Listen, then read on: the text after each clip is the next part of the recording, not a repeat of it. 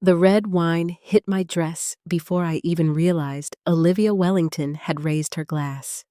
200 guests fell silent inside the grand ballroom of the Charleston Harbor Hotel as dark red stains spread across the cream-colored dress my late husband had given me on our 40th anniversary. "Oh my goodness, Diane," my granddaughter-in-law said with a smile that never reached her eyes. "I didn't even see you standing there." No one moved. Not my son Michael. Not my grandson Ryan. Not a single member of my family. At 76 years old, I stood there dripping with wine while people avoided my eyes. Then I looked at Olivia and quietly said, "Perhaps we should wait until Edward's will is read before deciding who should be embarrassed tonight." And suddenly, the entire room stopped breathing. If this story touches your heart, please take a moment to like and subscribe. I would also love to hear what you think. Have you ever been judged, ignored, or humiliated by your own family? Please share your feelings in the comments. And if you're watching from somewhere in the world tonight, tell me where you're from and what time it is there. Sometimes knowing we're not alone makes all the difference. I turned 76 in a house that felt much larger than it had when my husband was alive. The Wellington estate sat just outside Charleston, overlooking the marshes and the slow-moving water that Edward used to call our second front porch. The house had 12 rooms, 3 fireplaces, and enough memories to fill every hallway. Yet after Edward died, silence became the loudest thing inside those walls. Every morning, I still woke up at 6. I still brewed coffee for 2. I still placed a second cup across from me at the kitchen table before remembering that my husband had been gone for nearly 3 years. Sometimes grief doesn't arrive like a storm. Sometimes it settles into your home like dust. Edward Wellington had been many things during his lifetime to Charleston. He was a respected businessman who built Wellington Marine Supply from a single warehouse into one of the largest shipping companies in South Carolina. To our employees, he was fair. To our friends, he was generous. To me, he was simply Edward. For 52 years, we built everything together. People often assumed I had been the woman standing quietly beside him. The truth was very different. I balanced the books when the company almost failed. I met with banks when we couldn't make payroll. I sold my mother's jewelry to keep our business alive during our first difficult winter. Edward never forgot that. He used to tell people, there would be no Wellington Company without Diane. After he died, those words seemed to disappear with him. My son Michael rarely visited. He always sounded busy on the phone. Dad handled most of those things. Mom, we'll take care of it. You should just relax now. Relax. It was a strange word. People often tell older women to relax when what they truly mean is disappear. My grandson Ryan had once been the center of my world. When he was 8 years old, his mother died after a sudden illness. Michael worked constantly, and Edward and I practically raised him. Ryan used to sleep in the guest room beside ours. He would climb into my lap after nightmares. He called me Nana D. Every Christmas, he helped me bake pies. Every summer, he followed Edward around the docks. When he graduated from college, he cried while hugging me. "You've always been my second mother," he said. I believed him. Then Ryan met Olivia. At first, I liked her. She was beautiful, polished, and intelligent. She spoke confidently and always seemed perfectly dressed. She worked in public relations and knew exactly how to make people feel important. At least, that was what everyone else saw. I began noticing small things. She corrected me during conversations. She interrupted my stories. She answered questions directed at me. Whenever I offered opinions about the family foundation, she smiled politely and changed the subject. Things are a little different now, Diane. We're trying to modernize. The younger generation sees things differently. None of those statements were openly rude. But each one felt like another brick being placed between me and my family. I remember one Thanksgiving dinner. I suggested continuing Edward's annual scholarship program for local students. Olivia smiled. That's very sweet. Diane. But today's charities focus more on visibility and branding. The room became quiet. Ryan nodded in agreement. Michael looked down at his plate, and I realized that no one was asking what I thought anymore. The worst part wasn't the disagreement. It was becoming invisible. After Edward died, I found myself talking to his photographs. His office remained exactly as he left it. His reading glasses still sat beside his favorite chair. His fountain pen rested on his desk. Some evenings, I would sit there for hours. You would know what to do, I whispered. The only answer was silence. 3 weeks before the anniversary gala, an invitation arrived. The Wellington Family Foundation was celebrating 40 years of charitable work. More than 200 guests would attend. Business leaders, politicians, donors, old family friends. The invitation had Ryan and Olivia's names printed prominently at the bottom. My name appeared in smaller letters beneath theirs. I stared at the card for a long time. For reasons I couldn't explain. It hurt. Still, I wanted to believe.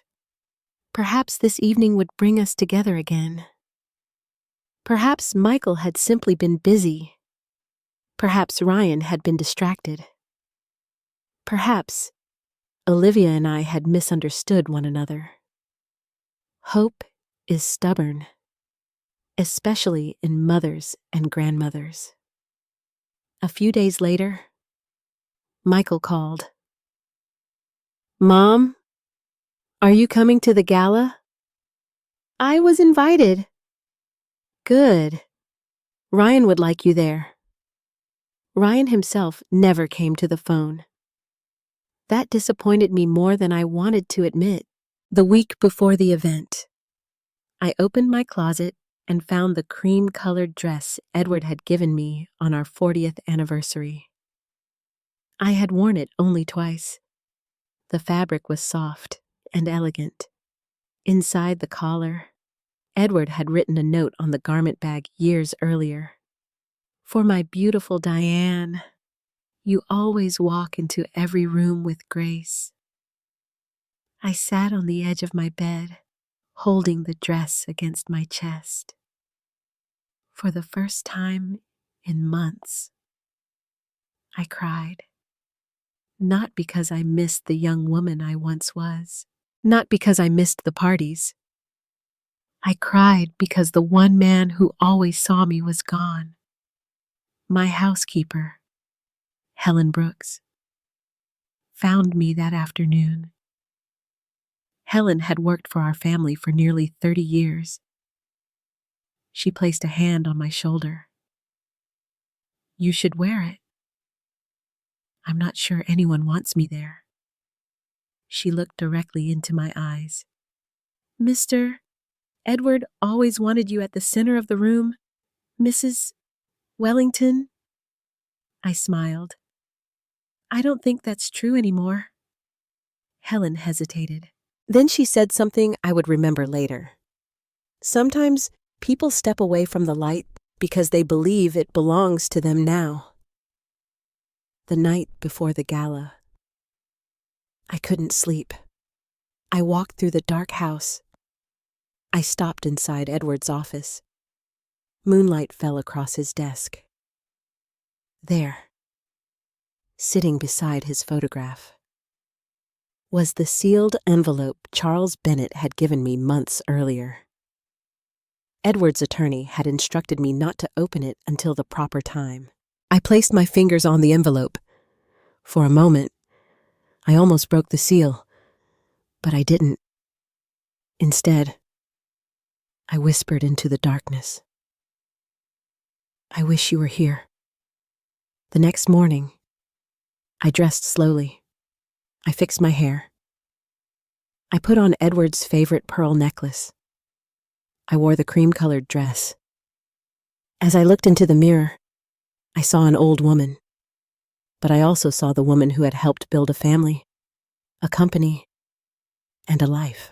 I didn't know then that by the end of that evening, my family would force me to discover who I truly was without Edward standing beside me.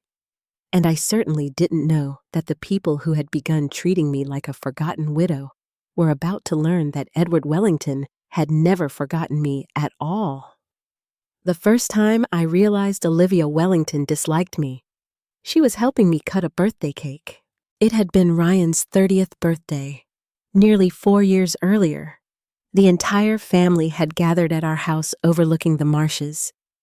Edward was still alive then, although his health had begun to fail.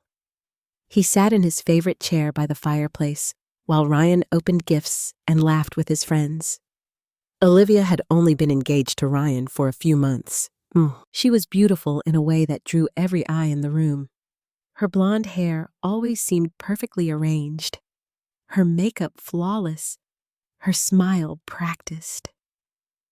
She knew exactly what to say to people and exactly how long to hold their hand during a greeting. Everyone adored her, including me, at least at first. When it came time to cut the cake, I stood beside Ryan as I had done every year since he was a child. "Your grandmother should do the honors," Edward said. Ryan smiled. "Of course." I reached for the knife. Before I could touch it, Olivia gently stepped forward. "Oh, let me help," she said sweetly. She placed her hand over mine. To everyone else, it looked affectionate, but she leaned close enough that only I could hear her. "Things change, Diane." Then she smiled for the photographs. I remember looking at her, confused. At the time, I thought perhaps I had misunderstood. Now I know I hadn't. After Ryan and Olivia married, small changes began appearing throughout our family. The annual Christmas brunch I had hosted for 30 years suddenly moved to their home. The family foundation meetings began taking place without me. New donors appeared. New board members arrived. Young professionals with polished resumes and expensive clothing filled the rooms where Edward and I had once worked. Whenever I attended, Olivia seemed to guide every conversation. "Diane, you must be tired. Diane, perhaps you should rest. Diane, we'll explain the details later." She said these things with a smile. That made them difficult to challenge. Because how do you accuse someone of disrespect when their words sound kind? One afternoon, Ryan and Olivia invited me to lunch at a waterfront restaurant. I was hopeful. Perhaps they wanted to reconnect. Perhaps I had imagined the distance growing between us. Ryan spent most of the meal checking his phone. Olivia spoke about marketing campaigns for the family foundation. She explained how modern donors preferred visibility. "They want excitement," she said. "What matters is helping people," I replied. She smiled. "Of course, but perception matters too." Ryan nodded. Olivia has some amazing ideas. I stirred my tea quietly. For 50 years, Edward and I had funded scholarships, hospitals, shelters, and veterans programs. We never once cared about publicity. Yet suddenly I felt as though I belonged to another century. When lunch ended, Ryan hugged me quickly. Olivia kissed my cheek. Take care of yourself. Diane? Not Mom. Not Grandma. Not even Nana. Always Diane. As though I were simply an elderly neighbor. As months passed, I noticed another change. Ryan stopped visiting alone. Every conversation included Olivia. Every decision involved Olivia. If I called Ryan, she often answered. If I invited him to dinner, they both came. And if I disagreed with something, Ryan always defended his wife. One evening, I invited them to the house. I prepared Ryan's favorite meal: pot roast, mashed potatoes, apple pie, the same dinner he had requested every birthday as a child. After dessert, I asked Ryan whether he would like to look through some old family photographs. Before he could answer, Olivia spoke. We really don't have much time. Ryan glanced at his watch. We should probably go. I brought out one photograph anyway. Ryan at age 10, covered in mud, standing beside me after catching his first fish. He laughed softly. I remember that. I smiled. You cried because the fish got away. He laughed again. Then Olivia spoke. Ryan has changed a lot since then. Something about her tone made the room colder, as if the little boy in the photograph had become someone she considered embarrassing. When they left, I stood at the front door alone. The house felt emptier than ever. Several weeks later, I attended a board meeting for the Wellington Foundation. Technically, I remained an honorary board member, although lately that title seemed mostly decorative. Thomas Reed, our foundation director, presented financial reports. Olivia sat beside him. She looked perfectly comfortable in the seat Edward used to occupy. At one point, I suggested continuing the scholarship program Edward had established. Olivia folded her hands. The younger demographic responds differently to philanthropy. I waited. She continued. We need leadership that reflects today's world. Several board members nodded. I looked toward Michael. My son avoided my eyes. That hurt far more than Olivia's words. After the meeting, Charles Bennett approached me. Edward's attorney had been our friend for 40 years. He studied my face carefully. You look tired. I am tired. He lowered his voice. Edward anticipated some of this. I looked at him. What do you mean? But Charles shook his head. Not yet. Not yet. Those words stayed with me. A few days later, I attended a charity luncheon hosted by the foundation. Olivia stood on stage speaking confidently. She talked about innovation, growth, the future. At one point, she said something that made several people applaud. We have to learn when previous generations should step aside and allow new leadership to emerge.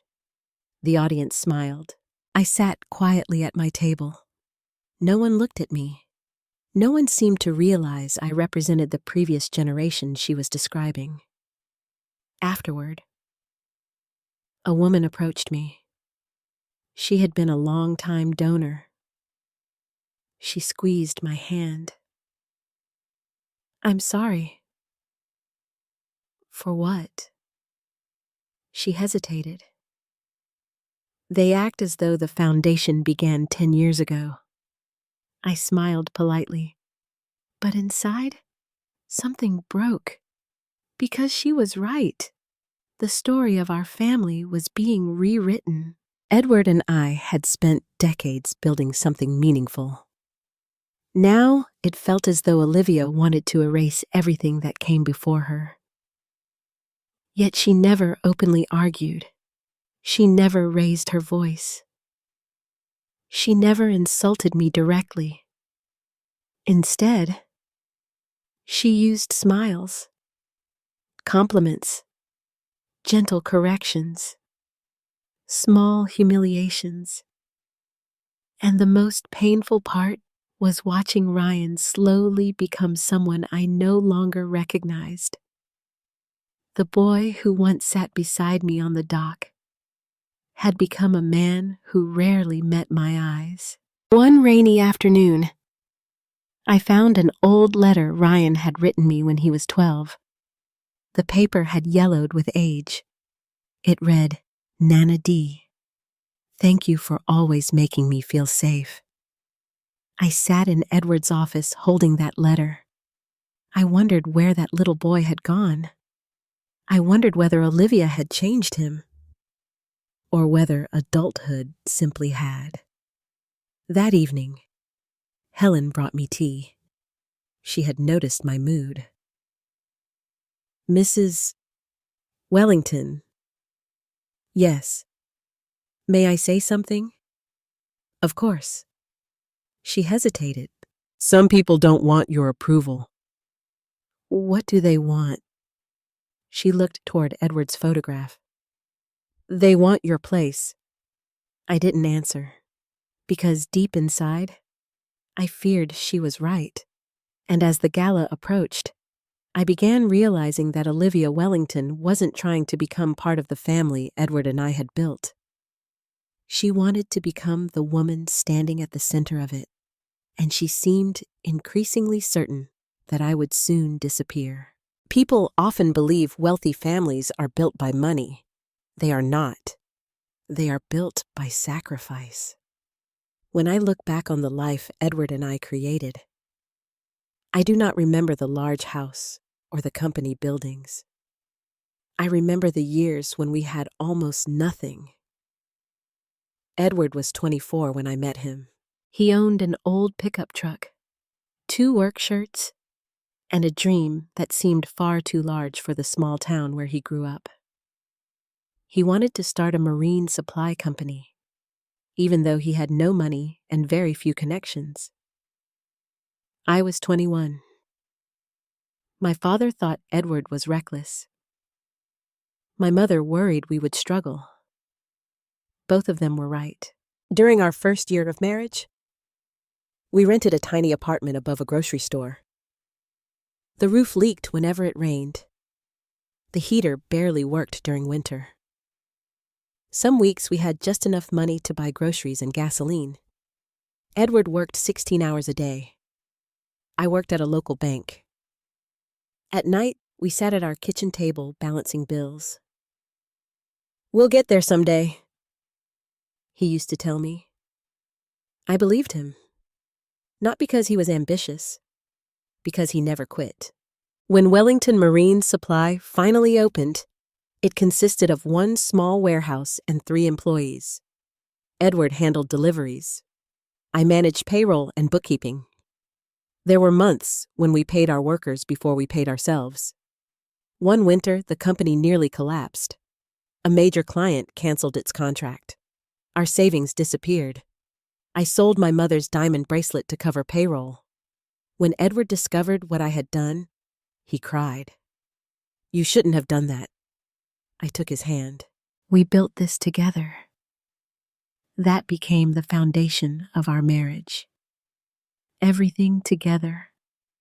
When our son Michael was born, the company was finally growing. Edward worked constantly, but every evening he came home for dinner. Michael adored his father. He followed him everywhere. The business expanded during the next 20 years. We bought the land where our house now stands. We established the Wellington Foundation. We donated quietly to schools, churches, veterans organizations, and local hospitals. Success arrived slowly, but family always came first. Then tragedy entered our lives. Ryan was only 8 years old when his mother died. Michael's marriage had already been struggling for years. After the funeral, Michael buried himself in work. He traveled constantly, took on more responsibilities, and spent long hours away from home. Ryan became quiet. He stopped smiling. At night, he had nightmares. Edward and I stepped in without thinking. He stayed at our house most weekends. Eventually, he stayed nearly every week. One evening, shortly after his mother's death, I found him sitting alone on the dock behind our house. He was staring at the water. "Are you all right?" I asked. He shook his head. "I don't want to forget her." I sat beside him. "You won't." "What if I do?" I pulled him close. "As long as you love someone, they stay with you." He cried against my shoulder for nearly an hour. That was the night he first called me Nana D. From then on, our bond became something special. I packed his lunches. I attended school plays. I helped with homework. Edward taught him how to fish. Every Saturday morning, they worked together in the garage. Ryan laughed again. He began living like a child instead of a grieving little boy. When he was 12, he fell from his bicycle and broke his arm. At the hospital, he reached for my hand before anyone else's. When he graduated from high school, he thanked Edward and me during his speech. I have 2 grandparents who taught me what family means. I remember crying. So did Edward. Years later, Ryan attended college in North Carolina. He called every Sunday. Sometimes he drove home unexpectedly just to eat dinner with us. He brought girlfriends to meet me. He asked my advice. He once told a friend, "My grandmother is the strongest person I know." Those words remained in my heart long after he stopped saying them. As Edward grew older, his health began declining. Heart problems, fatigue, hospital visits. Ryan came often during those years. He sat beside Edward's bed. He listened to old stories. One evening, Edward called both of us into his study. The room smelled of books and tobacco. The sun was setting behind the marsh. Edward looked at Ryan. "Family isn't about money." Ryan nodded. "I know." Edward pointed toward me. "Take care of your grandmother someday."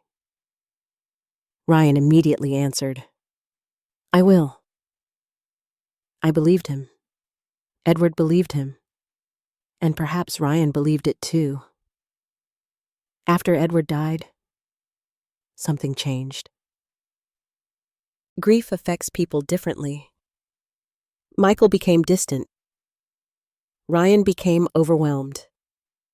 And Olivia entered our family during a period when everyone felt lost. At first, I thought she was helping Ryan heal. She organized things. She made decisions. She gave him confidence. But over time, I noticed something else. Ryan stopped talking about his grandfather. He stopped visiting the dock. He stopped looking through old family albums. Whenever I mentioned Edward, Olivia redirected the conversation. The future matters more. We can't live in the past. We need to move forward. Perhaps she believed those things. Perhaps Ryan did too. But I could not. Because the past wasn't simply memory. The past was the foundation beneath our feet. One afternoon, several months before the gala, I opened a box of old photographs. There was Ryan at age 10 holding a fishing rod. Ryan at 12 wearing his first suit. Ryan helping Edward plant trees. Ryan asleep on the sofa with our dog. I smiled through tears. Then I found a photograph from his college graduation.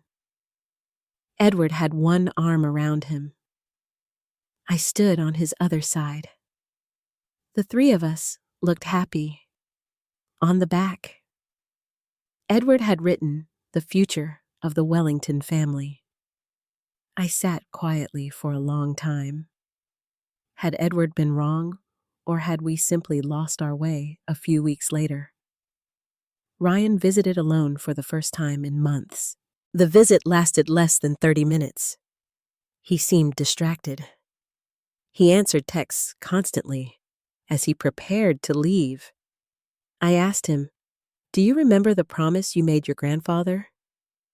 He looked surprised. "What promise?" I smiled gently. "You promised to take care of me someday." Ryan looked uncomfortable. "Of course. Nana?" But his voice sounded distant, almost rehearsed. He hugged me quickly. Then he left. As I watched his car disappear down the driveway, I realized something painful.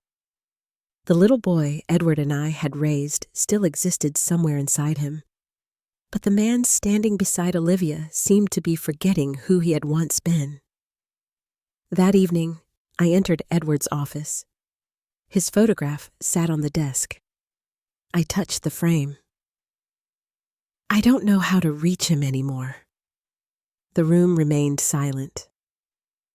Yet for some reason, I remembered something Edward once told me during our early years. People sometimes lose themselves because they are afraid, but eventually, truth finds them.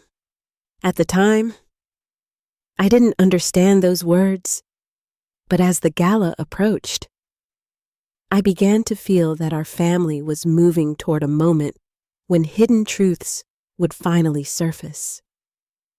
And when they did, none of us would remain unchanged. The evening of the gala arrived with a warm breeze coming off Charleston Harbor. For most people, it was simply another elegant event.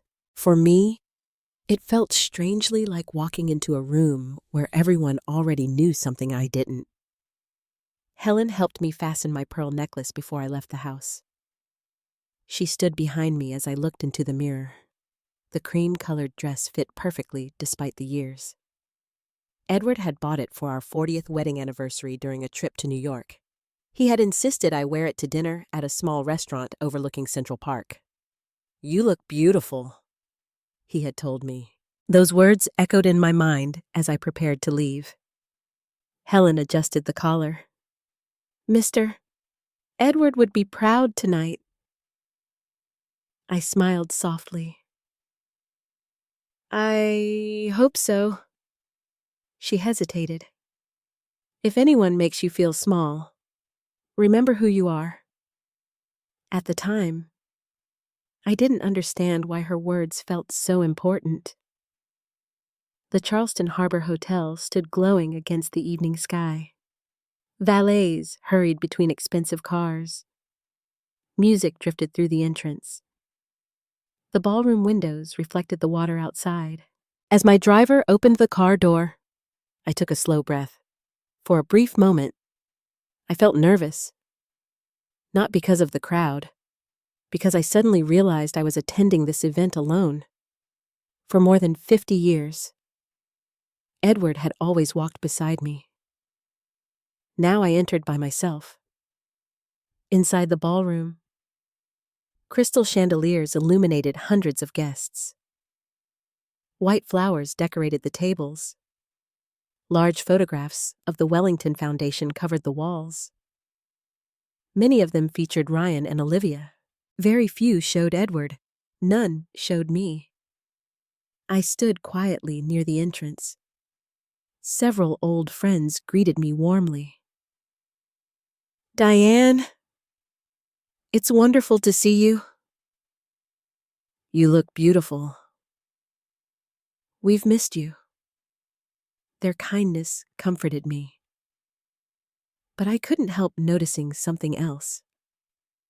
The center of the room belonged to Olivia.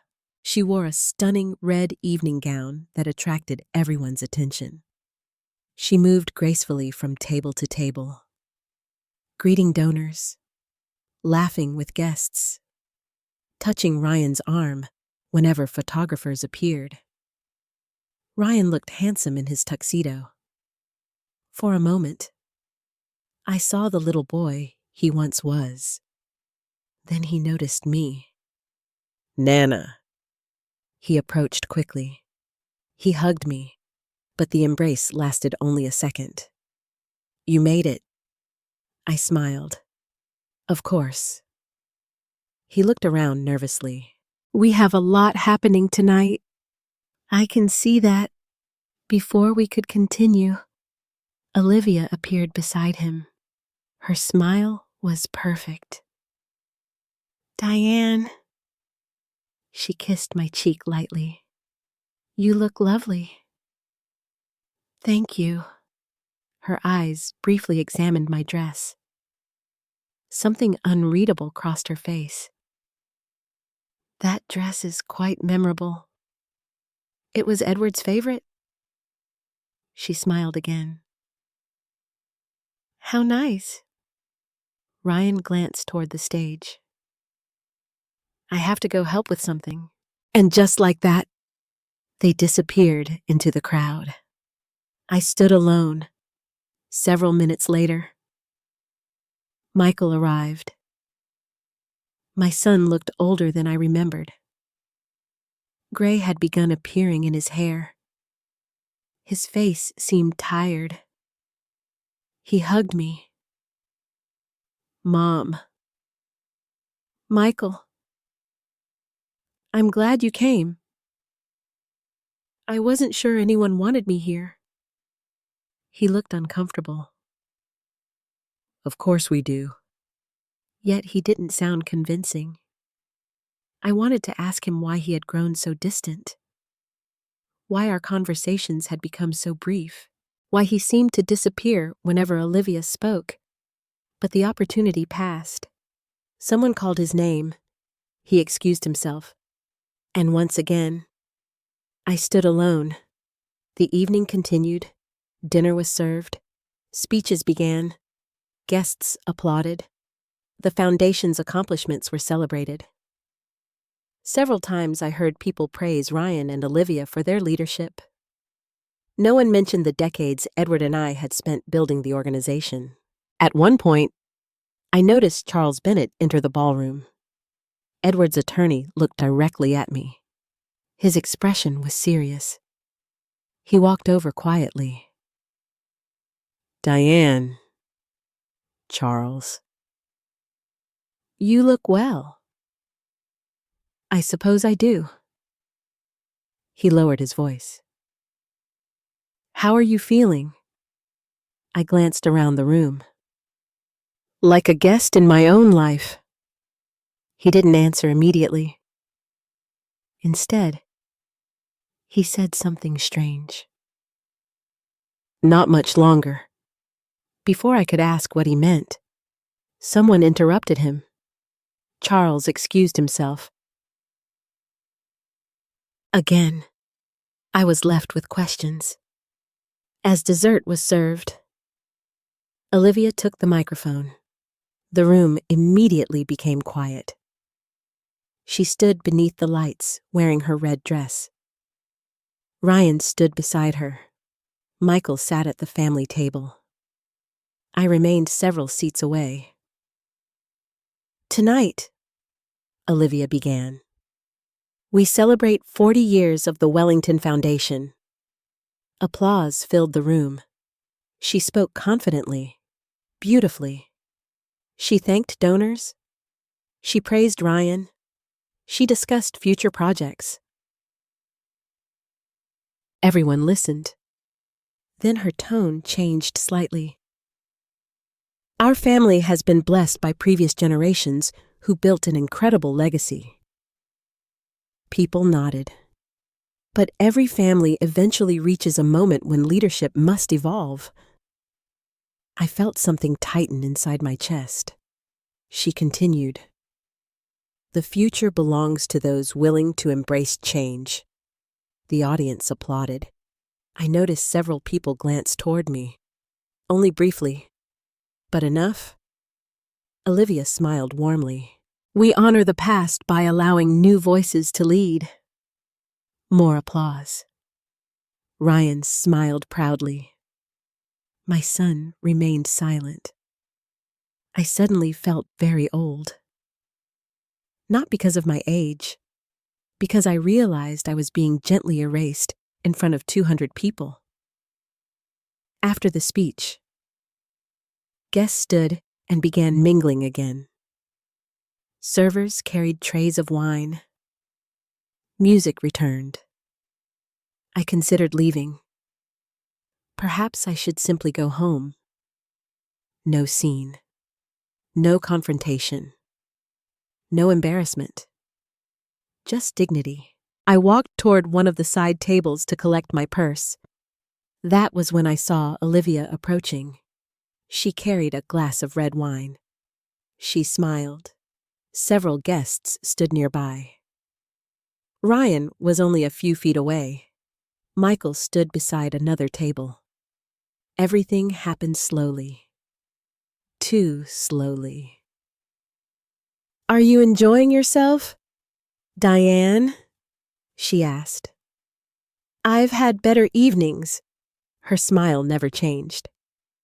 I'm sure these events can be overwhelming. I've attended quite a few. She laughed softly. Of course.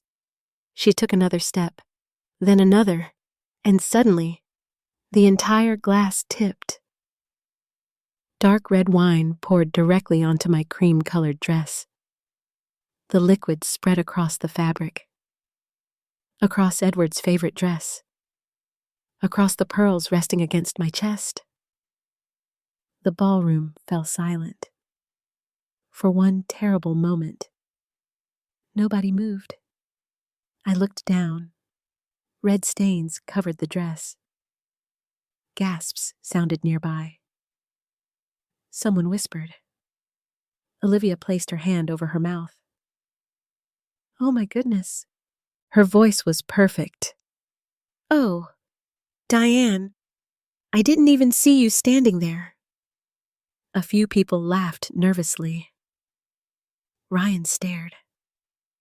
Michael froze. No one came toward me. No one defended me. I slowly lifted my eyes. And in that instant, I saw something inside Olivia's expression. Not surprise, not embarrassment, satisfaction. Very small, very brief, but unmistakable. The room waited. Everyone expected the old woman to cry, to become angry, to create a scene. Instead, I looked directly into Olivia's eyes. And suddenly, I remembered the sealed envelope. I remembered Charles. I remembered Edward. I spoke quietly enough that only the nearest people heard. Perhaps we should wait until the will is read before deciding who should be embarrassed tonight. Olivia's smile disappeared, and for the first time all evening, she looked afraid.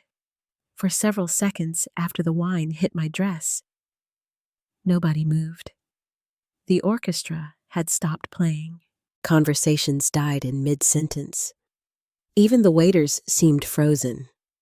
I could hear the soft drip of red wine falling from the edge of my skirt onto the marble floor. Olivia stood directly in front of me, holding the empty glass.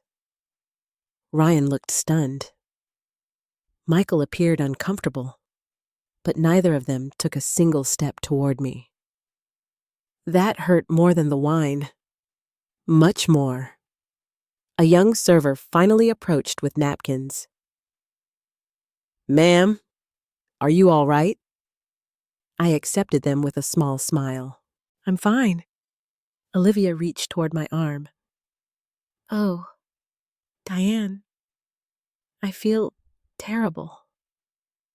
Her voice was perfect, concerned, gentle, convincing. Yet her eyes told a different story. I had spent 76 years reading people. I knew embarrassment. I knew regret. I knew genuine accidents. What I saw in Olivia's face was neither. It was satisfaction. Only for a moment. Only a flicker. But it was there. Ryan finally spoke. Olivia didn't mean it. No one had accused her. Yet he immediately defended her. I looked at my grandson. His eyes wouldn't meet mine. "I think I need a moment," I said. Michael stepped forward. "Mom, maybe we can have someone take you home." Take me home. As if I were the problem. As if the solution to humiliation was removing the person who had been humiliated. I looked at him. "I'll clean up." Without another word, I walked toward the hallway leading to the restrooms. Behind me, conversations slowly returned. Music began again. The party continued. And for the first time that night, I understood something painful. My humiliation had become an inconvenience. Nothing more. The ladies' lounge was empty. Bright mirrors lined the walls. I stood before one and stared at the damage. The cream-colored fabric was ruined.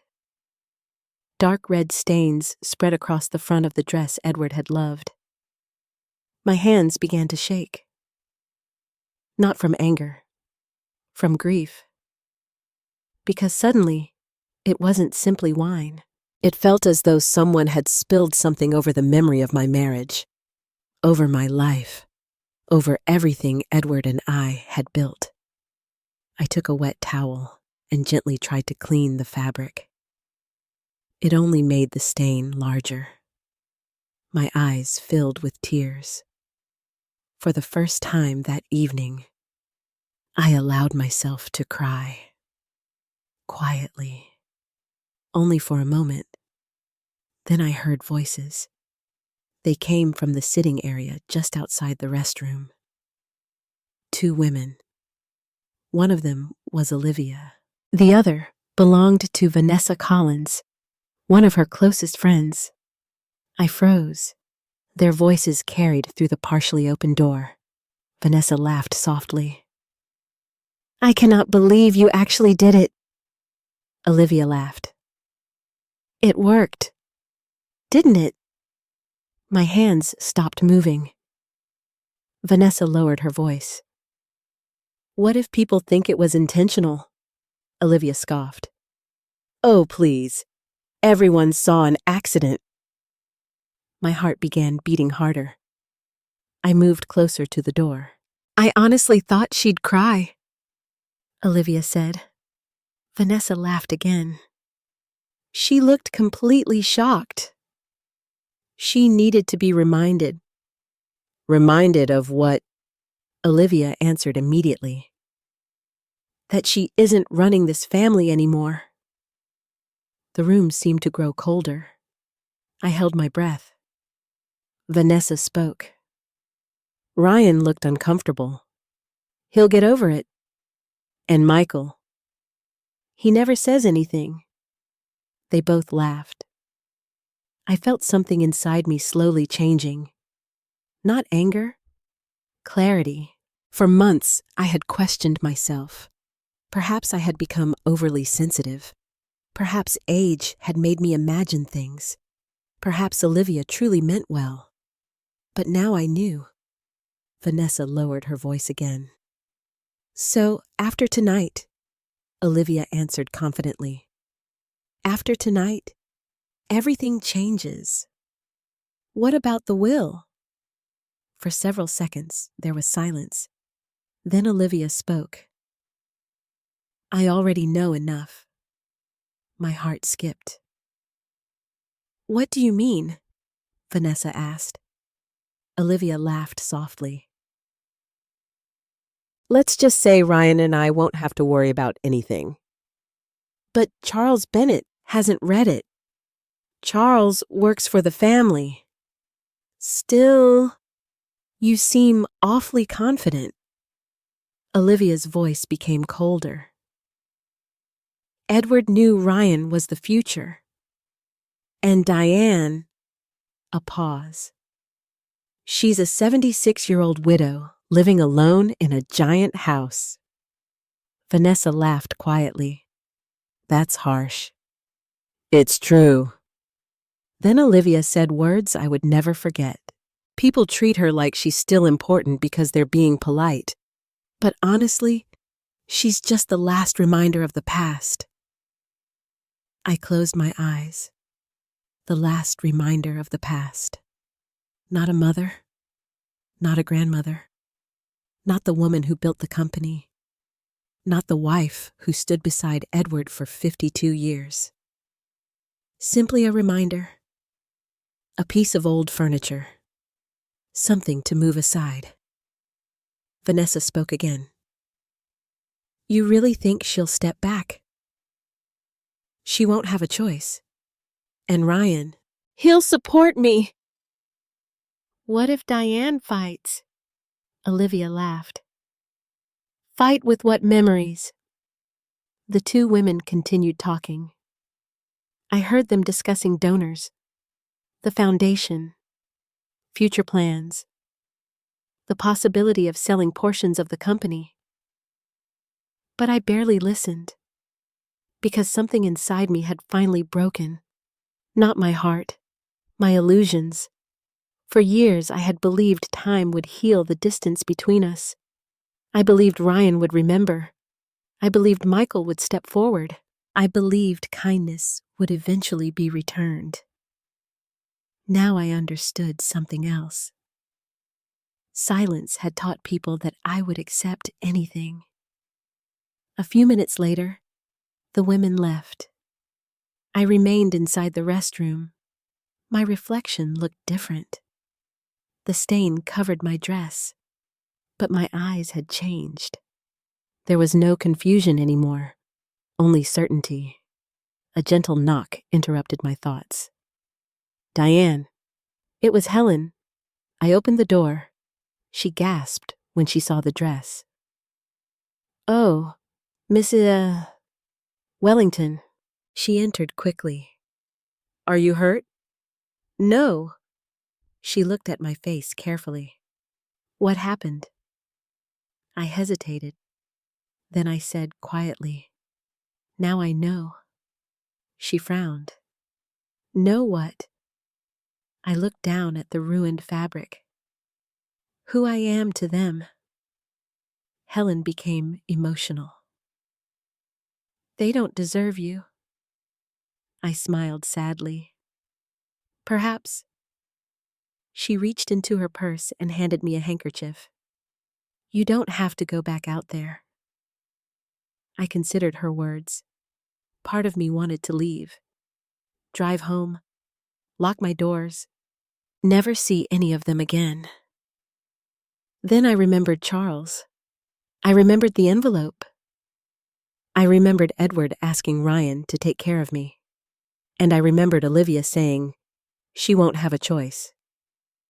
Slowly, I stood. I adjusted my pearls. I smoothed the damaged dress. Helen looked surprised. You're going back? Yes? Why? I looked at myself one final time. Because suddenly, I no longer felt embarrassed. Olivia wanted me to disappear. She wanted me to leave. She wanted the room to belong entirely to her. And perhaps that was why Edward had asked me to wait. Why Charles had looked at me the way he had. Why my husband had trusted me. As Helen helped straighten my hair, I said something that even surprised me. I think Edward knew this would happen. Her eyes widened. What do you mean? I don't know yet. And that was the truth. I still didn't understand the entire picture. But for the first time all evening, I no longer felt like a victim. Because while Olivia believed she had already won, something in her voice had revealed fear. She knew about the will. She expected something. She believed the future belonged to her. But she didn't know everything. Neither did I. Not yet. As I walked back toward the ballroom, I could hear applause beginning again.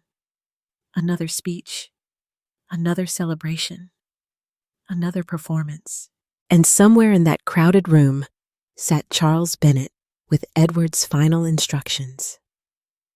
For the first time that night, I found myself wondering not what my family thought of me, but what my husband had known before he died. When I returned to the ballroom, very few people looked directly at me. Some guests glanced at the stained dress and then quickly turned away. Others offered sympathetic smiles. A few pretended nothing had happened at all. The music had started again. Waiters continued serving drinks. Conversations resumed. The evening had decided to move forward without me. But I was no longer the same woman who had walked into the restroom. The humiliation still hurt. The stain still spread across the front of my dress. Yet something inside me had become unexpectedly calm. I noticed Charles Bennet standing near one of the windows overlooking the harbor. He held a glass of sparkling water and appeared to be watching the room carefully. When he saw me approaching, his expression softened. "Diane, I look terrible." He shook his head. "No, you don't." I glanced down at the ruined fabric. "My dress would disagree." Charles was quiet for a moment. Then he said, "Edward always said you looked strongest when life gave you a reason not to be." Those words felt painfully familiar. Edward had often said something similar during difficult years. I folded my hands. Did he know? Charles studied me carefully. Know what? That this would happen. He did not answer immediately. Instead, he asked, "What happened exactly?" I looked around the ballroom. "Olivia spilled wine on me." "I saw." "It wasn't an accident." His eyes narrowed slightly. "Are you certain?" I remembered the conversation outside the restroom. I remembered Olivia's laughter.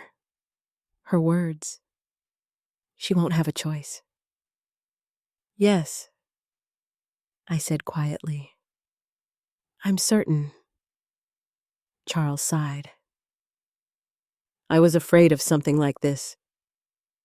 That sentence immediately caught my attention. "What do you mean?" He glanced toward the stage. "The timing is unfortunate." "The timing of what?" He lowered his voice. "The reading." For a moment I forgot the music, the guests, the ruined dress. "The will." He nodded. I looked at him carefully. "Charles, tell me the truth." He remained silent. "Please." He took a deep breath. Edward spent the last 6 months of his life worrying About his health? No. He looked directly into my eyes. He was worried about the family. A chill ran through me. What did he say? He believed money changes people. I swallowed. And he believed grief changes them even faster. The ballroom seemed suddenly distant. I could hear laughter somewhere behind us. A photographer was taking pictures near the dance floor. Olivia stood surrounded by guests. She looked radiant, confident, completely in control. Charles continued. Edward trusted you. I know. No. Diane, you don't fully understand. I stared at him. He trusted you more than anyone? Before I could respond, Michael approached us. Mom? His eyes fell on the stained dress again. I'm sorry. For what? He looked uncomfortable. The whole situation. Which part? He sighed. Olivia feels terrible. The words landed heavily between us. Charles looked away. I stared at my son. Does she? Michael hesitated. It was an accident. I thought about the conversation in the restroom. About Olivia calling me the last reminder of the past. About her laughter. No, I said quietly. It wasn't. Michael shifted his weight. Mom, tonight is important. It was important to me too. His expression softened slightly. You know how things are. No, Michael, I don't. He seemed surprised. For years, I had avoided conflict. I had stayed quiet. Not tonight. What happened to us? I asked. Michael looked toward the crowd. We've all been trying to move forward. By leaving me behind? He said nothing. That silence answered everything. Ryan suddenly appeared. Nana? He looked upset. Can we talk? I nodded. Charles quietly excused himself and stepped away. Ryan and I walked toward a quieter section near the terrace doors. Outside, the harbor lights reflected on the water. For a few moments, neither of us spoke. Finally, he said, Olivia feels awful. Again. Everyone seemed concerned about Olivia. Not me. I looked at him. Do you... He looked surprised. What? Do you feel awful? Ryan ran a hand through his hair. I don't know what happened. I do. He looked away. Nana. Did you see her face? What? When the wine spilled, he hesitated. No. I did. He became quiet. For the first time all evening, I saw uncertainty in his eyes. I asked softly, when did you stop believing me? His head lifted. What? You used to trust me. Nana, this isn't fair. No, what happened tonight wasn't fair. He sighed heavily. You and Olivia don't understand each other. I almost laughed. After everything I had heard, the sentence seemed absurd. Ryan, do you think I imagined this? I think you're upset. Wouldn't you be? He didn't answer. I looked at the young man standing before me. His grandfather's eyes, his father's smile. But something else had entered him. Fear, perhaps. Or dependence. Or simply the inability to challenge the woman he loved. I said quietly, "Your grandfather asked you to take care of me." Ryan froze. The words hit him immediately. "I remember." "Do you?" He looked down. "Of course." Because tonight I felt very alone. For several seconds, neither of us spoke. Then Ryan said something that hurt. "Things change. Nana?" I looked toward the harbor. "Yes," I answered. "They do." When we returned inside, the atmosphere had shifted. Many guests were taking their seats again. Several members of the foundation board had gathered near the stage. I saw Thomas Reed speaking quietly with Charles. Michael returned to his table. Olivia stood near the microphone. But something about her had changed. She looked toward Charles repeatedly. She checked her watch. She whispered to Ryan. For the first time all evening, she appeared nervous. Helen approached me. "Mrs. Wellington." "Yes." "Mr. Bennett has asked everyone to remain seated." My heart began beating harder. I looked at Charles.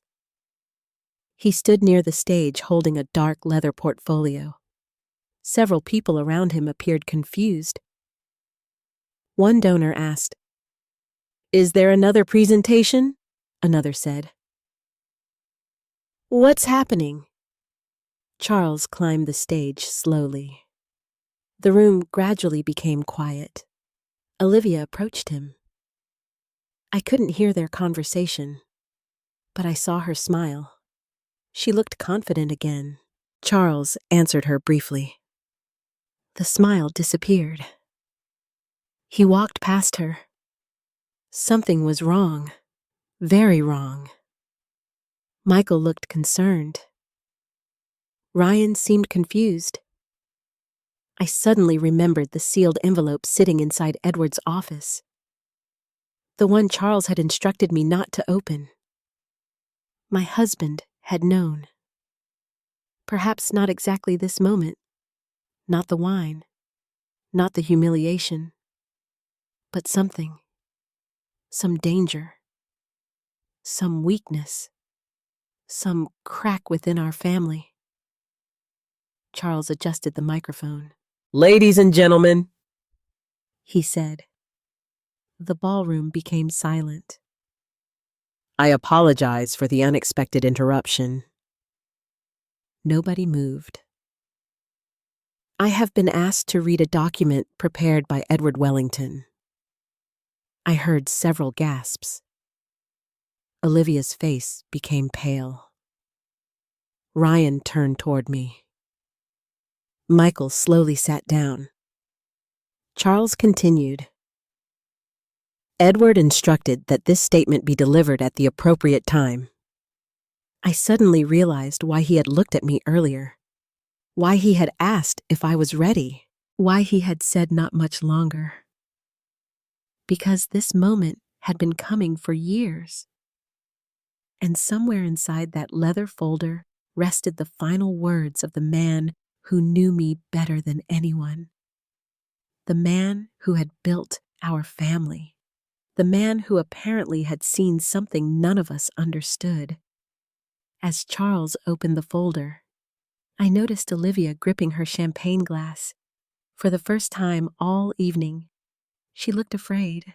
And for the first time all evening, I believed Edward might still be protecting me.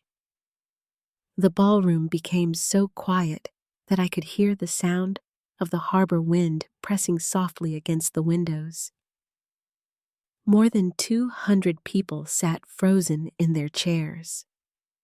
Charles Bennett stood beneath the stage lights with Edward's leather folder resting in his hands. His face carried the solemn expression I had seen only once before at my husband's funeral. No one moved. No one spoke. Even the musicians had lowered their instruments. Olivia remained standing near the front of the room. Her champagne glass trembled slightly in her hand. Ryan stood beside her, confused. Michael had slowly returned to his seat, his shoulders tense. Charles adjusted his glasses. "Several years ago," he began, "Edward Wellington prepared a private statement to be read under specific circumstances." A murmur passed through the audience. Specific circumstances. The words immediately caught everyone's attention. Charles continued, "He instructed me that this statement should not be delivered immediately after his death." Olivia's eyes narrowed. "He believed timing mattered." I felt my heartbeat growing stronger, because suddenly I realized this was not simply a reading. Edward had planned something. Charles opened the folder. "I will begin with Mr. Wellington's own words." He unfolded several pages. The room became completely silent. "If you are hearing this," Charles read, "then enough time has passed for people to reveal who they truly are." A chill spread through me. Those words sounded exactly like Edward. Charles continued, "Grief changes families. Money changes them faster. Time reveals what neither grief nor money can hide." Several guests exchanged glances. I saw Ryan straighten in his chair. Michael lowered his eyes. Olivia remained perfectly still. I have spent my entire life building a company and a foundation, but my greatest work was supposed to be my family. Charles paused. The room remained silent. "If my family remains united, then I have succeeded. If it becomes divided by pride, ambition, or greed, then my greatest failure will not be financial, but personal." I felt tears gathering in my eyes. Edward's voice seemed to fill the room. Not literally, but anyone who had known him could hear him speaking those words. Charles continued reading. "There is one person who stood beside me before there was money, before there was success, before there was a foundation, and before there was a family name worth protecting." My hands began to tremble, because I already knew who he meant. "That person is my wife, Diane." The room became still. Some guests turned toward me. I looked down at my stained dress. Charles continued, "Diane carried our family when I could not. She carried our business when I could not. She carried our son, our grandson, and often me." Michael closed his eyes. Ryan stared at the floor.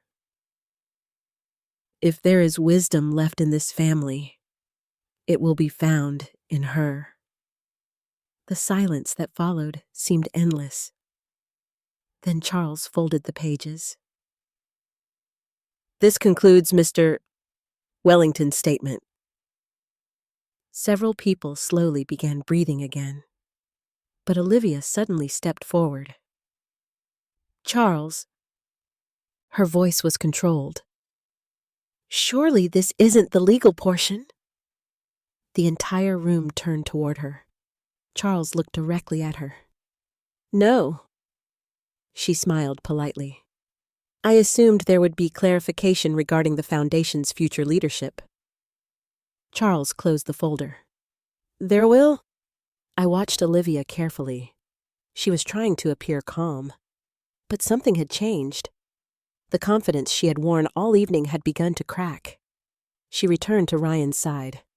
He whispered something. She answered quickly. Michael looked increasingly uncomfortable. Meanwhile, several guests approached me. Diane, those words were beautiful. Edward always admired you. He was right. Their kindness surprised me. Only an hour earlier. Many of these same people had watched me stand alone with wine covering my dress. Now they looked at me differently, not because I had changed, because Edward had reminded them who I was. Yet Olivia wasn't finished. A few moments later, she unexpectedly walked back toward the stage. May I say something? Charles hesitated. She smiled at the audience. Only briefly. Before anyone could object, she accepted the microphone. Ryan looked uncertain. Michael appeared alarmed. I simply watched. Olivia stood beneath the lights. The red dress, perfect hair, perfect posture. But now there was something harder in her voice. Edward was an extraordinary man. The audience nodded. We all respect his memory. She looked toward me. Diane has also contributed greatly to this family. Her smile returned. However, I could hear something beneath it, something sharp. But every generation eventually reaches a moment when leadership must evolve. Several people shifted uncomfortably. She continued. The future belongs to those willing to adapt. Ryan looked at her. Charles remained expressionless. Sometimes the most respectful thing we can do is allow younger generations to carry the responsibility forward. The room was no longer applauding. People were listening carefully now. Because after Edward's words, Olivia's speech sounded different. More ambitious. More personal. She continued. The Wellington Foundation must continue growing. We cannot live entirely in memories. I suddenly realized she wasn't speaking to the audience. She was speaking to me. She lowered the microphone slightly. Every family eventually needs fresh leadership. The sentence hung in the air. Nobody clapped. Nobody moved. I looked toward Michael. He seemed embarrassed. Ryan looked torn between his wife and his grandmother. Charles remained still. Then something unexpected happened. One of the older donors, Mr.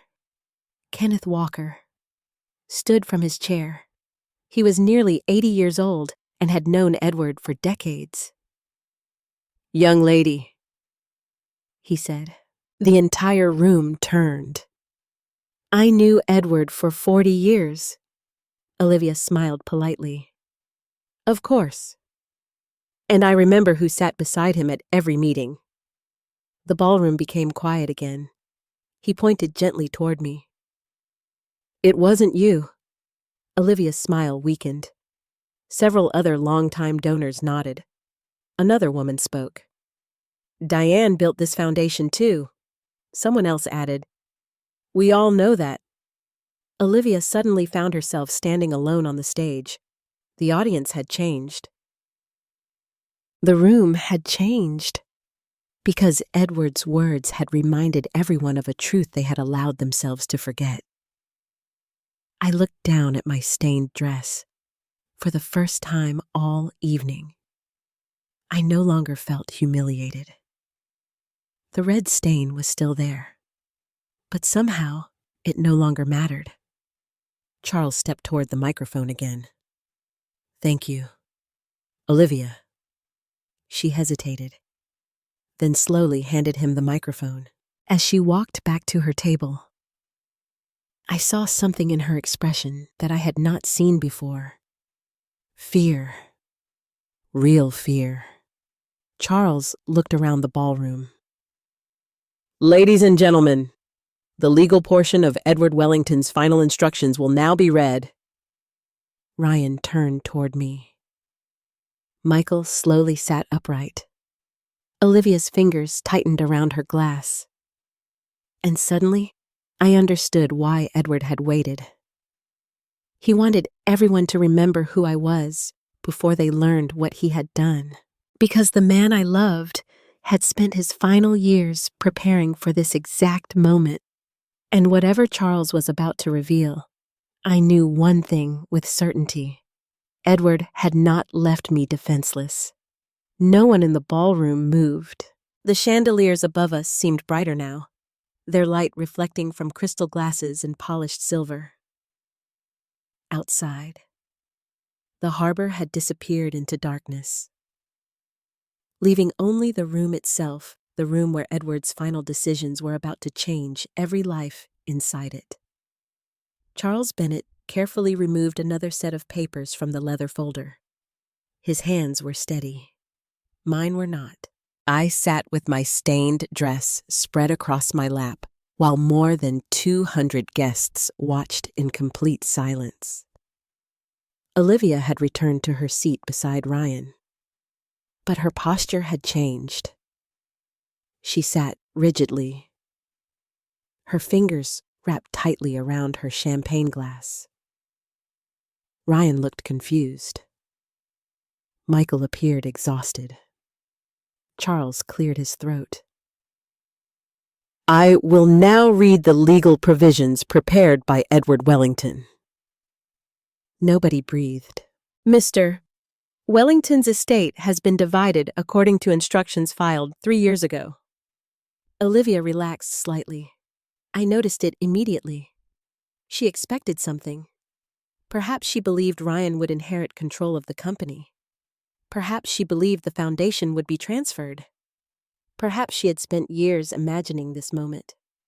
Charles continued. Michael Wellington will receive his designated financial inheritance. My son remained still.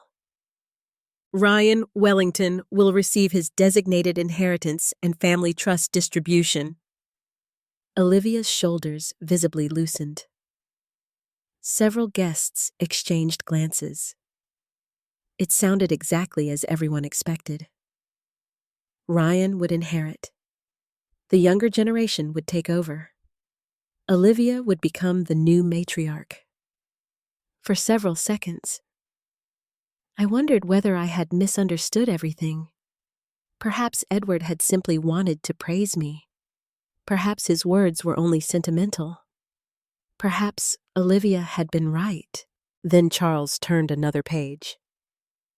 There is an additional provision regarding the Wellington Foundation.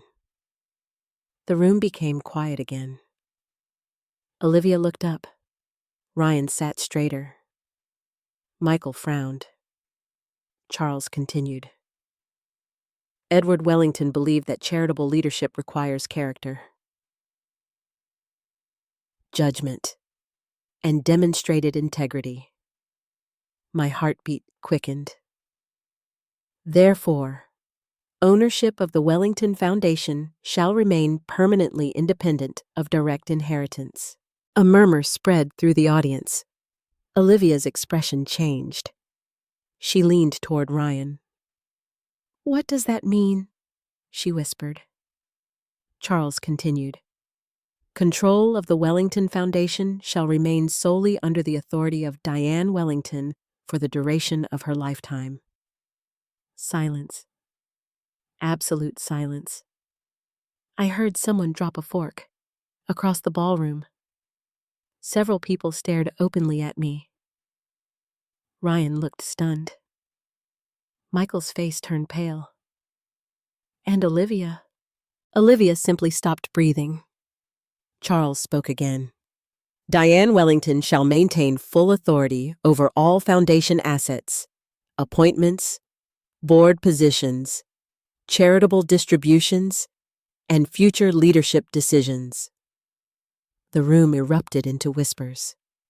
I sat frozen. Even I had not known.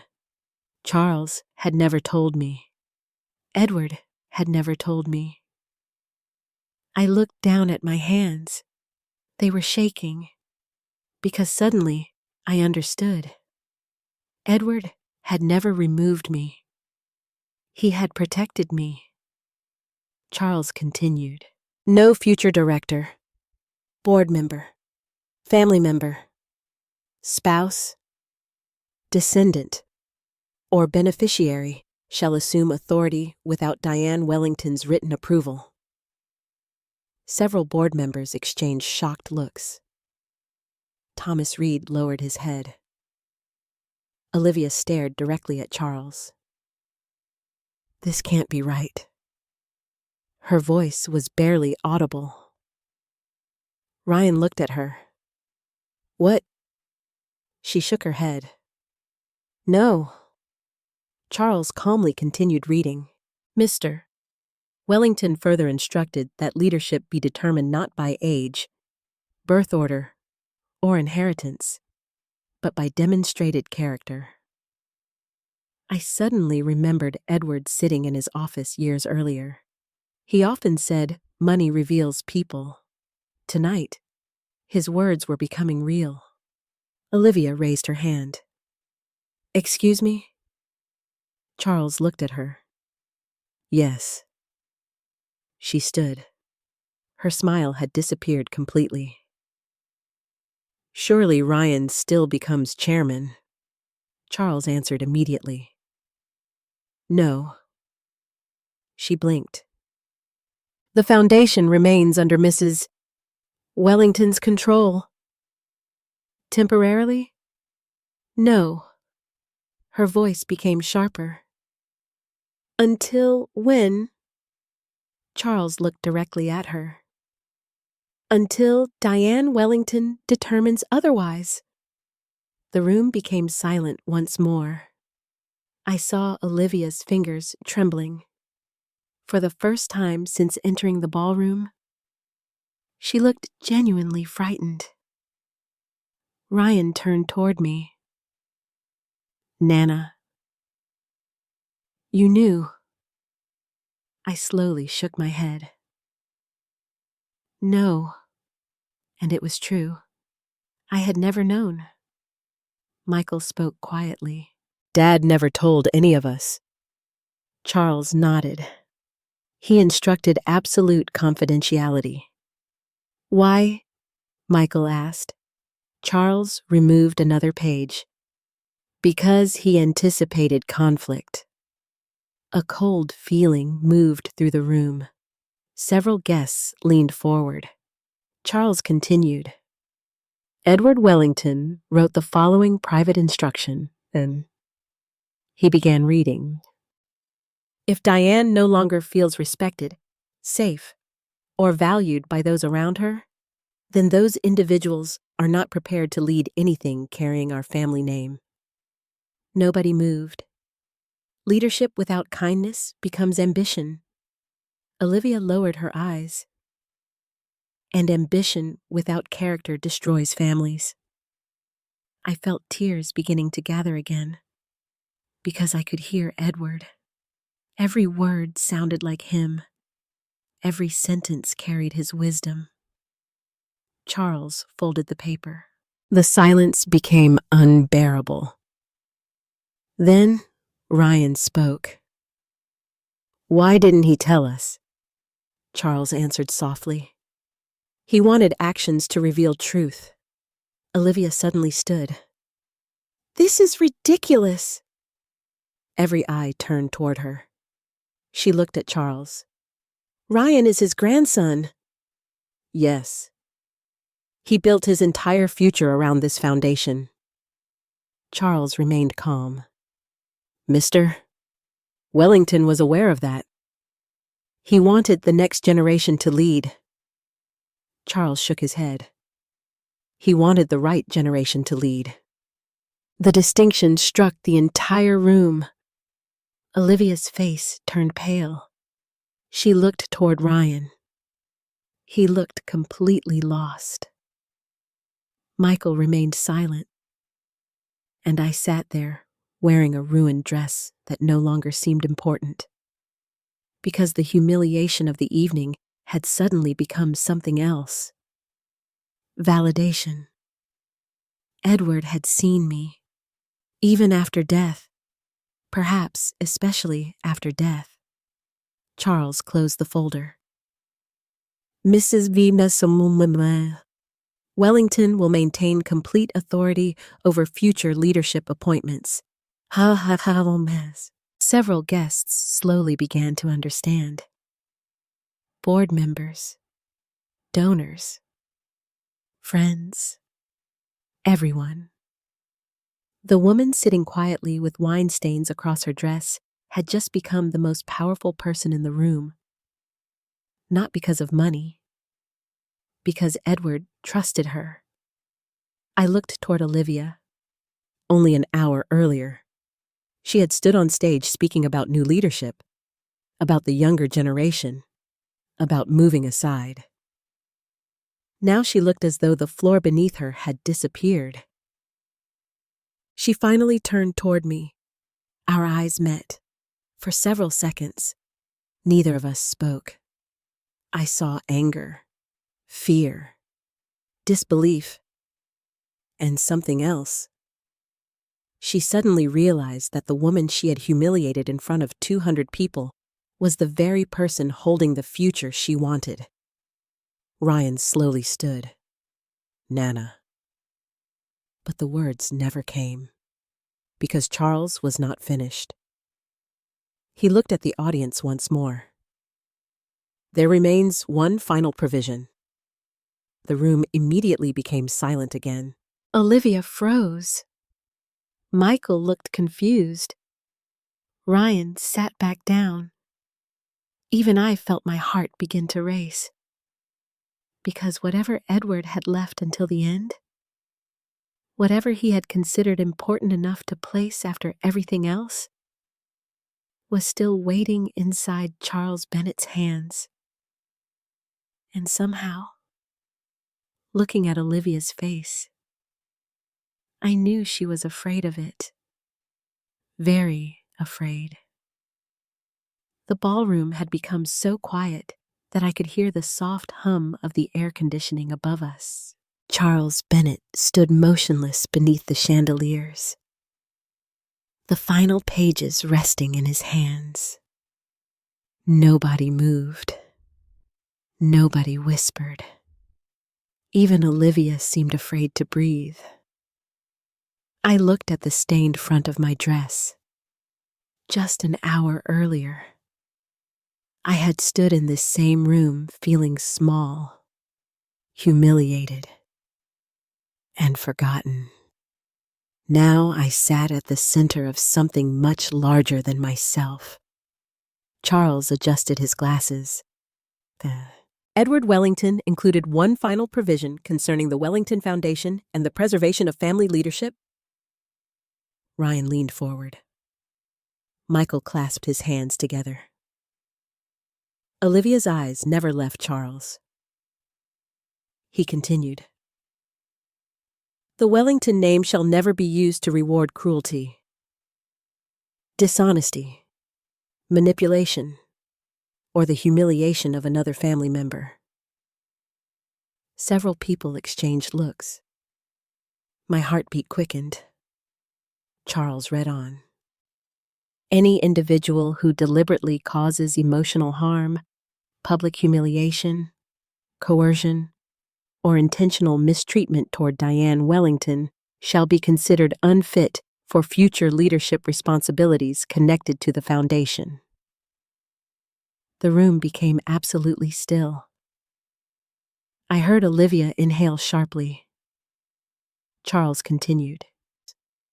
If such conduct is verified by credible witnesses or evidence, Diane Wellington shall have the authority to permanently remove that individual from any future leadership role. Board appointment, charitable authority, or succession consideration. Ryan slowly turned toward Olivia. She immediately shook her head. This is ridiculous. Nobody answered. Charles lowered the paper. Mr. Wellington believed character should matter more than blood. Olivia stood up. You're talking about me. Charles looked at her calmly. I have not mentioned anyone. She crossed her arms. This is absurd. The donors watched. The board members watched. The entire room watched. Olivia looked toward Ryan. Say something. Ryan looked completely overwhelmed. I don't understand. Charles carefully placed the document on the podium. There is additional information. My heart began pounding, because suddenly I remembered the conversation in the restroom. I remembered Vanessa. I remembered the laughter. She won't have a choice. Charles looked toward the back of the ballroom. Helen, our longtime housekeeper, slowly stepped forward. Her hands trembled. I looked at her, confused. She approached the stage. Charles spoke gently. Helen Brooks has been employed by the Wellington family for 29 years. Several people nodded. Many guests knew her. Helen witnessed a conversation this evening. The room became silent. Olivia's face lost color. Helen looked nervous. Charles nodded reassuringly. Please tell us what you told me. Helen swallowed.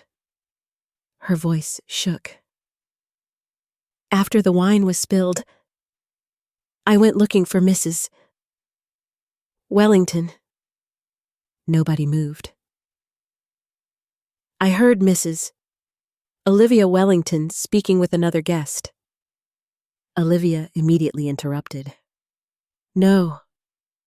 Charles raised his hand. Please allow her to finish. Helen continued. I heard Mrs. Wellington say that Mrs. Diane Wellington was no longer important. The room became colder. I heard her say that after tonight everything would belong to her. Ryan stared at his wife. Olivia shook her head. That's a lie. Helen looked devastated. I would never lie about Mr. Edward. Charles spoke quietly. Helen immediately reported the conversation to me. Olivia turned toward Ryan. She misunderstood. Ryan said nothing. The silence between them frightened me, because for the first time, Ryan wasn't protecting her. Charles continued. Additionally, several hotel employees witnessed the incident involving the wine. Olivia's face became pale. It was an accident. One of the servers who had approached me earlier stepped forward. A young woman in a black uniform. Her voice trembled. I was serving the table. Charles nodded. What did you observe? The young woman swallowed. Mrs. Wellington saw Mrs. Diane standing there. Olivia's eyes widened. No, the server continued. She stopped before walking toward her. My hands tightened in my lap. The room felt frozen. She adjusted the glass. Olivia shook her head violently. That's not true. The young woman began crying. I'm sorry. I don't want trouble. Charles spoke gently. You simply need to tell the truth. She nodded. I heard her say, watch this. A collective gasp swept through the ballroom. Ryan stood up. What? Olivia turned toward him. She's lying. The server shook her head. I swear. Several guests looked horrified. Others looked toward me. I sat perfectly still. Because somehow, this no longer felt like revenge. It felt like truth finally arriving. Olivia's voice suddenly rose. This is unbelievable. She looked around the room. You're all doing this because of a stupid accident. Nobody answered. She looked toward Michael. Say something. My son looked exhausted. Olivia. No. Say something. Michael slowly stood. When the wine spilled, she stared at him. Ah. I thought it was an accident. And he lowered his eyes. But now, I don't know. The words struck her harder than anything else. Ryan looked as though the ground had disappeared beneath him. Olivia. She turned toward him. Ryan, don't. Did you do this? No. His voice broke. Please tell me the truth. She looked at the room, at the donors, at the board, at Charles, at me. And suddenly, the perfect woman disappeared. The polished smile vanished. The elegant confidence vanished. Only anger remained. She already had everything. The words escaped before she could stop them. Nobody moved. Olivia looked directly at me. She had Edward. Silence. She had the company. Silence. She had everyone's respect. Her breathing became uneven. And all any of us ever heard was Diane this, Diane that. Ryan stared at her. She continued. You all treated her like some kind of saint. I simply listened, because finally, after years of smiles and politeness, the truth had emerged. She looked directly at me. You were supposed to step aside. My voice remained calm. Why? Because it's our turn. Our... She pointed toward herself and Ryan. The future. I looked at her carefully. And what would you have done with it? She said nothing, because suddenly the answer had become visible to everyone. Not service, not charity, not family. Power. Charles finally spoke. Mrs. Wellington? Olivia looked at him. Edward anticipated that ambition might eventually outweigh compassion. She laughed bitterly. So this was all a test? No. He looked toward me. This was protection. The room became quiet once more. I looked at Edward's empty chair at the family table. For the first time that evening, I understood. He had not left me power. He had left me safety. He had built walls around me after his death because he feared what would happen when he was gone. Ryan slowly sat down. He looked broken. Michael covered his face, and Olivia stood alone beneath 200 silent witnesses. The woman who had spilled wine on my dress to make me feel powerless had suddenly discovered that she had exposed herself instead. Charles closed the folder. The authority now rests entirely with Diane Wellington. Every eye turned toward me. I felt the weight of the room, the weight of Edward's trust, the weight of my family's mistakes. And for the first time all evening, I realized that everyone was waiting for only one thing: my decision. For several seconds after Charles announced that the authority now rested entirely with me, nobody in the ballroom moved. 200 guests sat beneath the chandeliers, waiting for me, waiting for Olivia, waiting for something to break. I remained seated. The wine had dried against my dress. My pearls rested against stained fabric. Only a few hours earlier, I had arrived feeling invisible. Now every eye in the room was fixed on me. Olivia was still standing. Her breathing had become uneven. Ryan looked completely lost.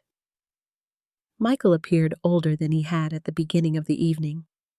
Charles quietly returned to his chair. The room belonged to me, but I didn't want it. Not like this. Olivia finally spoke. "So, that's it." Her voice trembled. "Everyone just believes this." Nobody answered. She looked directly at me. "You planned this." I blinked. "What? You knew." I slowly shook my head. "I didn't." "Liar." Several people gasped. Ryan immediately stood. "Olivia." She ignored him. "You sat there pretending to be hurt." I looked down at the stain covering my dress. "Pretending." She pointed toward me. "You wanted this." For a moment, I almost felt sorry for her, because the woman standing before us was no longer confident. She was terrified, and frightened people often become cruel. Ryan stepped toward her. "Please stop." She turned on him. "No." Her voice echoed through the ballroom. "You don't understand." Ryan looked devastated. "Then help me understand." She stared at him. "I did everything for us." Silence. "For our future." She pointed toward me again. She already had everything. I finally spoke. "No." Everyone looked at me. "I had Edward." The room became quiet. "I had 52 years with a man who loved me." I looked at Olivia. "I helped build our company." I looked toward Ryan. "I helped raise my grandson." I looked toward Michael. "I raised my son." Then I looked back at Olivia. "But I never had everything." Tears began forming in my eyes. "Because after Edward died, I lost almost everyone." No one moved. Ryan lowered his head. Michael covered his mouth. I continued quietly. "I sat alone in a large house for 3 years. The ballroom had become perfectly still. I waited for phone calls. I looked at Michael. I waited for visits. I looked at Ryan. And tonight, I stood here while my family watched wine run down my dress. Nobody could look at me, not even Olivia, because suddenly the conversation was no longer about money. It was about abandonment. One of the board members stood, Thomas Reed.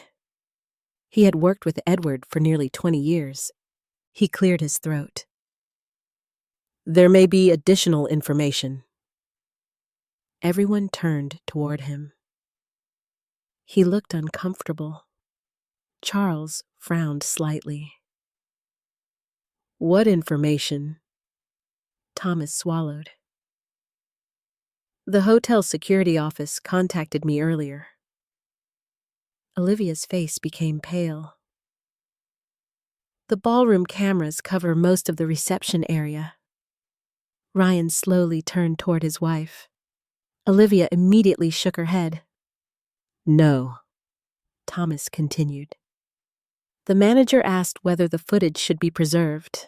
Charles looked at him. Have you seen it? Thomas nodded. The room seemed to stop breathing again. Olivia took a step backward. No. Ryan's voice was barely audible. Olivia. She looked at him desperately. It doesn't show anything. Thomas spoke softly.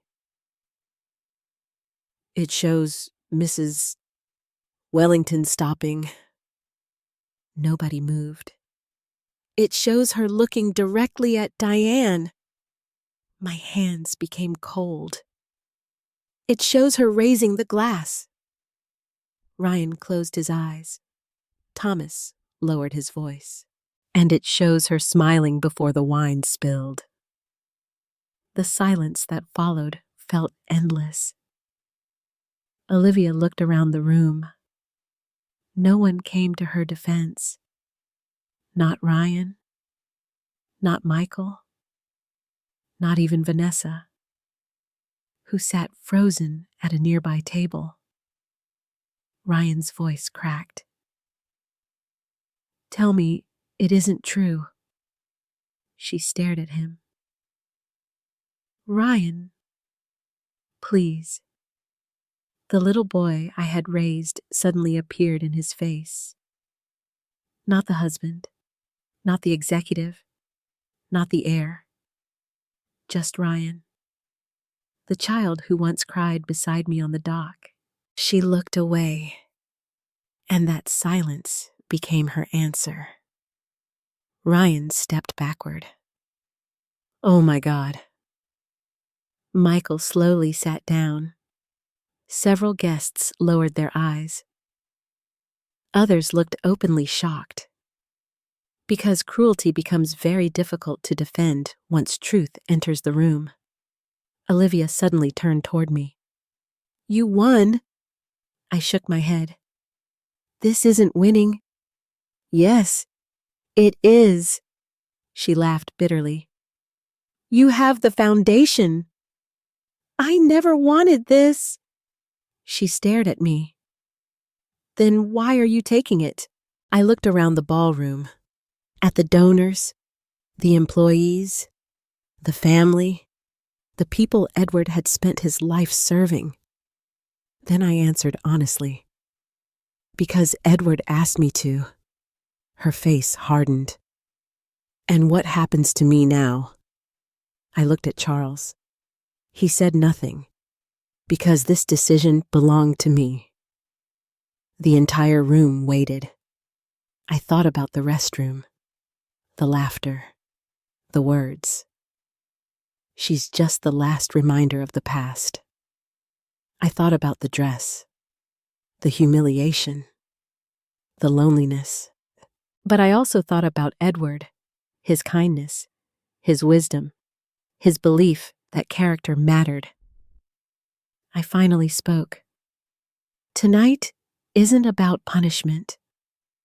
Olivia stared at me. It isn't. No. I stood slowly. Several people rose halfway from their chairs, worried I might fall. I remained standing. The stained dress hung heavily against my body. I will not make decisions tonight. The room stayed silent. Not while people are angry. I looked toward Charles. The foundation board will meet later. He nodded. I looked at Olivia. You will not participate until then. Her eyes widened. You're removing me. Temporarily. She laughed softly. That's generous. No. I looked directly into her eyes. It's responsible. Ryan finally spoke. Nana. I turned toward him. Tears filled his eyes. I'm sorry. The words were barely audible, and somehow they hurt more than the wine, because they came too late. At least for tonight. I walked toward him. For several seconds, neither of us moved. Then he whispered, I should have defended you. I nodded. Yes. Tears rolled down his face. Michael approached us slowly. His own eyes had become red. Mom. I looked at my son. I failed you. I couldn't answer, because hearing those words after so many years felt almost unbearable. Around us, guests quietly began leaving their tables. The evening had changed. The celebration was over. The masks had fallen, and the room that had once belonged to Olivia now belonged to Truth. As I stood there between my son and my grandson, wearing the ruined dress Edward had once loved, I realized something. The wine had exposed more than fabric. It had exposed all of us.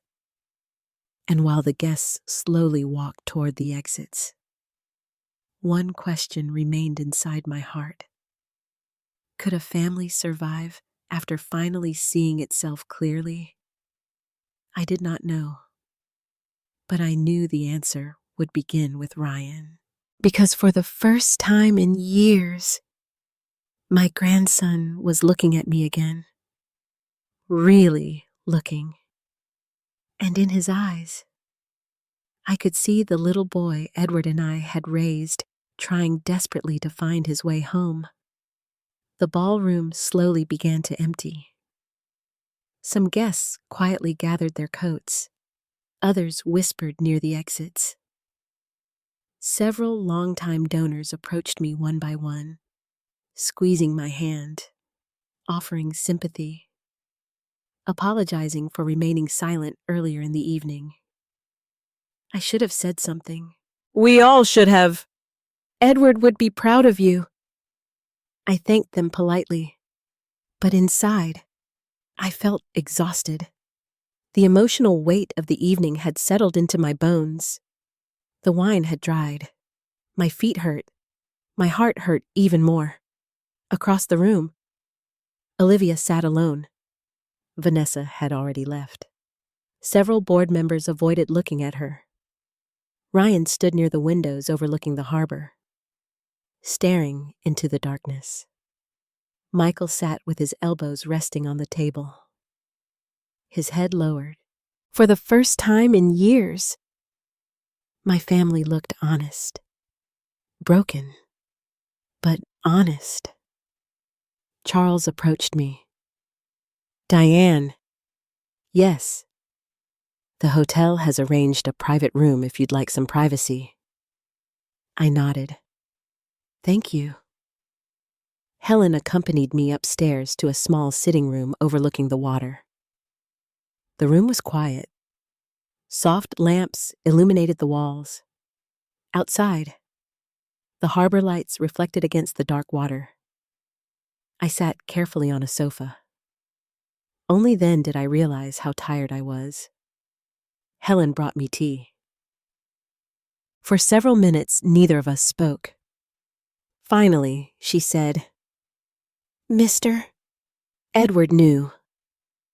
I nodded slowly. Yes. He knew people might change. I stared at my hands. He knew I would be alone. Helen sat beside me. No. She looked directly into my eyes. He knew people might forget who you are.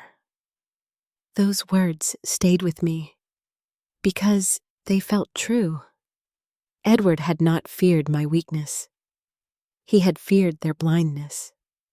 A soft knock interrupted us. Ryan stood outside the door. His eyes were red. Helen quietly left the room. My grandson remained standing. "May I come in?" I nodded. He entered slowly. For several moments, neither of us spoke. The silence between us carried years inside it. Finally, he sat across from me. "I don't know what to say." I looked at him. "Then tell me the truth." His voice trembled. "Didn't know." I believe that. He lowered his eyes. But I ignored things. I remained quiet because that was true. He continued. "She would say things about you." My heart tightened. "What things?" He looked ashamed. "That you wanted control. That you didn't trust us. That you couldn't let go." I listened quietly. "At first, I defended you." His eyes filled with tears. "But after a while, I stopped." "Why?" He took a long breath. "Because it was easier." Those words hurt, because they were honest. He looked up. "I failed Grandpa." Tears rolled down his face. "I failed you." For a moment, I saw the little boy who had cried on the dock after losing his mother. The little boy who had written me letters. The little boy Edward loved. I reached across the table. He took my hand. I was so afraid of losing my marriage that I lost myself. Neither of us spoke for several seconds. Then I asked quietly, "Do you love her?" He closed his eyes. "I don't know." The answer surprised both of us. He continued, "I thought I did." I nodded. "Sometimes we love who we believe someone is." He whispered, "What happens now?" I looked toward the harbor. "I don't know." And that was the truth, because the foundation no longer mattered. The inheritance no longer mattered. What mattered was whether our family could survive. A few minutes later, Michael entered. He looked older than I had ever seen him. My son sat beside Ryan.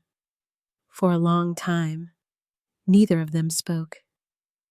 Finally, Michael said, "I owe you an apology." I looked at him. "You do?" He nodded. "When your father died, I became angry." "At whom?" "At everyone." His voice was quiet. I was angry at him for leaving. I was angry at myself. And I was angry at you. I felt surprised. "Me?" He nodded. "Because you seemed stronger than I was." The room became quiet. I watched you continue living. You still took care of the house. You still attended meetings. You still talked about Dad. His eyes filled with tears.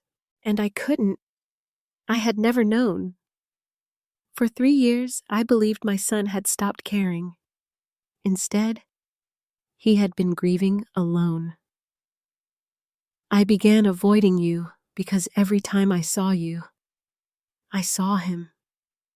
My own tears began falling because grief had damaged all of us.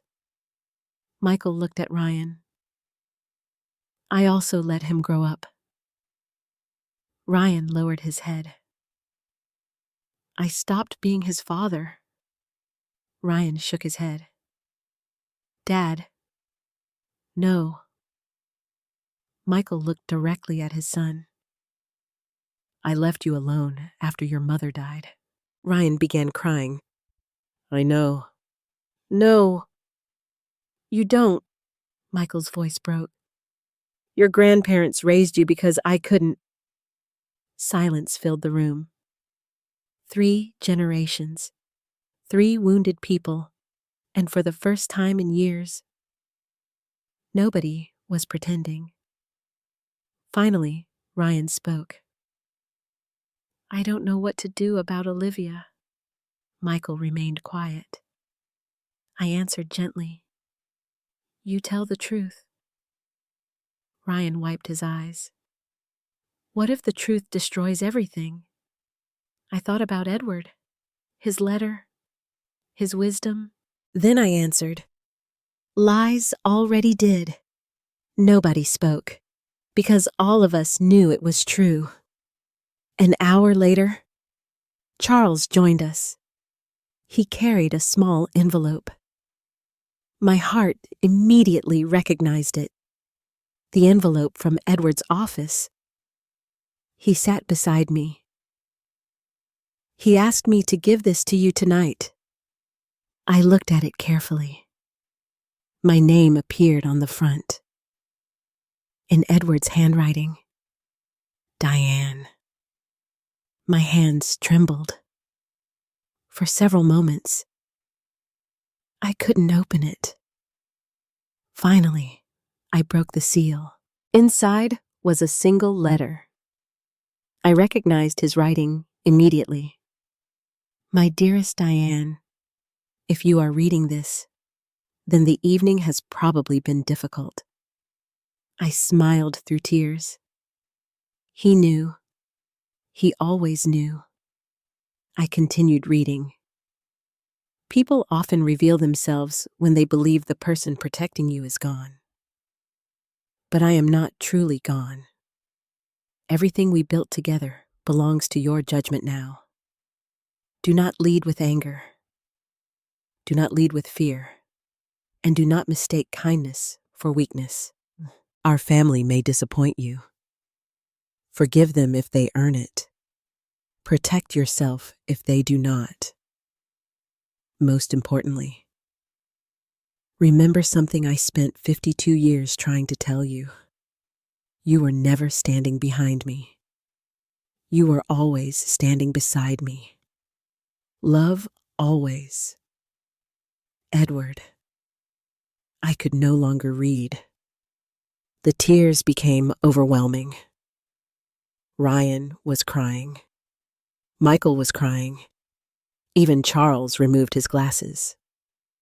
For 3 years, I had lived believing that I had lost the one person who truly saw me. But somehow, through his final words, Edward had reached across death itself. He had given me one final gift. Not power, not money, not authority. He gave me my own value back.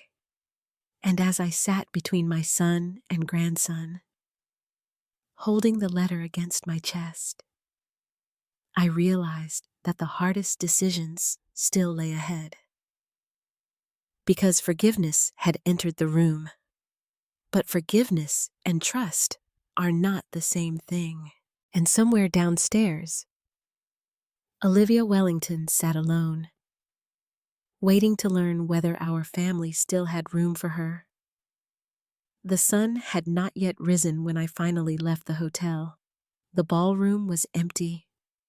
The flowers remained on the tables.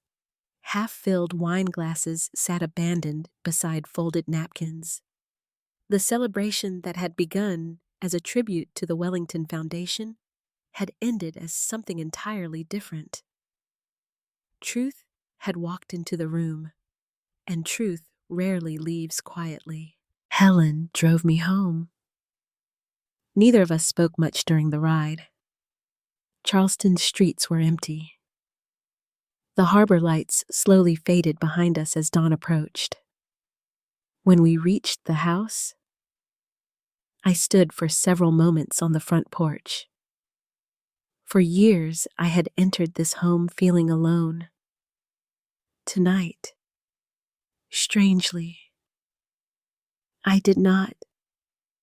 Exhausted, heartbroken, overwhelmed, but not alone, because Edward's words still lived inside me.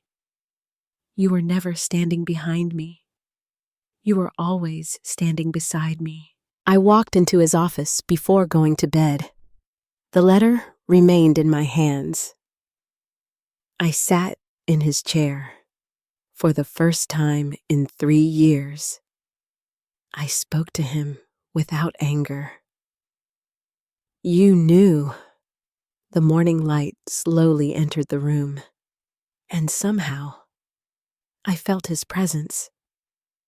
Not as grief, not as loss, as guidance. Several hours later, I woke to the sound of my phone ringing. It was Charles. Good morning. Diane? I don't think either of us slept. He laughed softly. Probably not. There was a pause. The board members have requested an emergency meeting. When? This afternoon. I knew exactly why.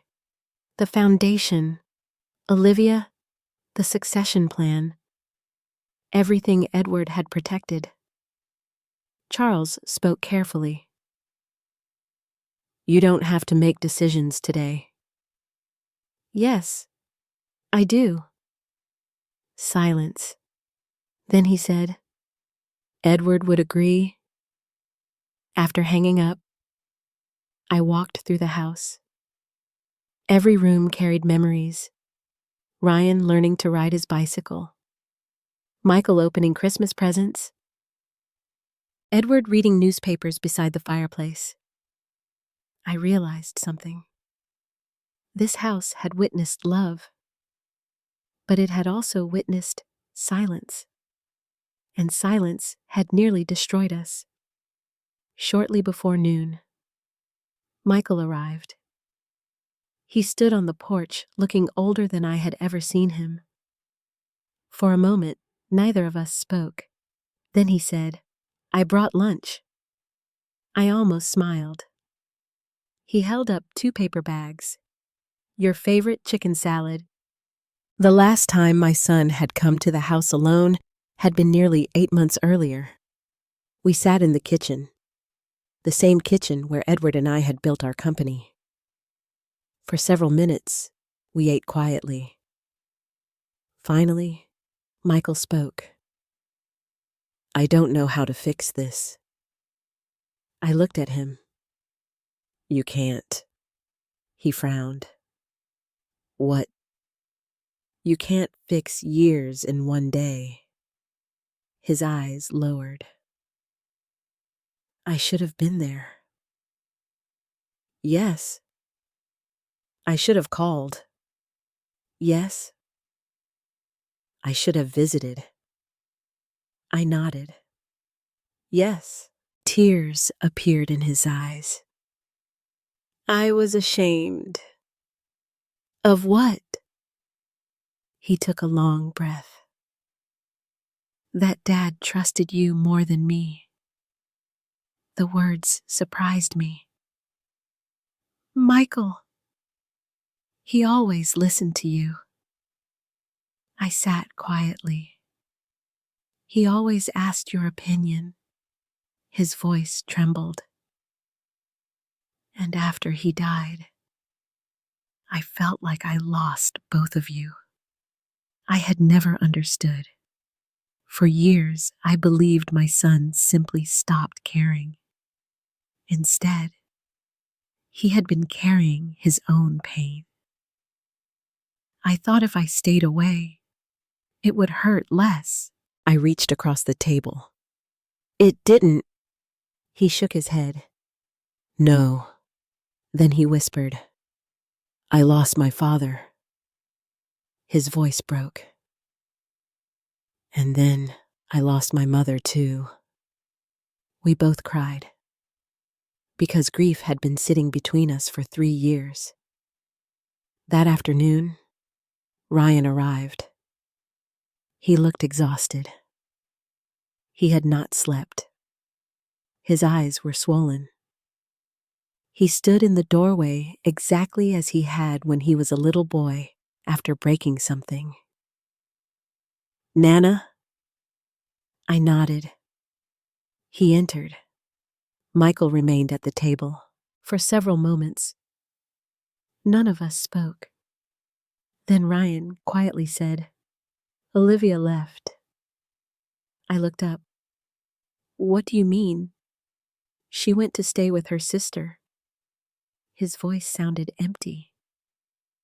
We argued all night. I said nothing. He continued. I asked her why. And his eyes filled again. She said she was tired of feeling second. The room became silent. Ryan looked toward the window. She said the family always worshipped you. I thought about those words. Worship. No. Respect. There is a difference. He sat beside me.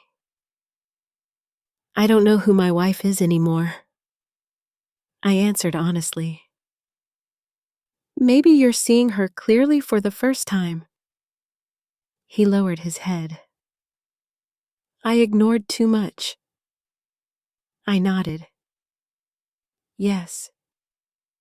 He looked at me. Are you going to remove me from the foundation? The question remained between us. Edward had trusted me.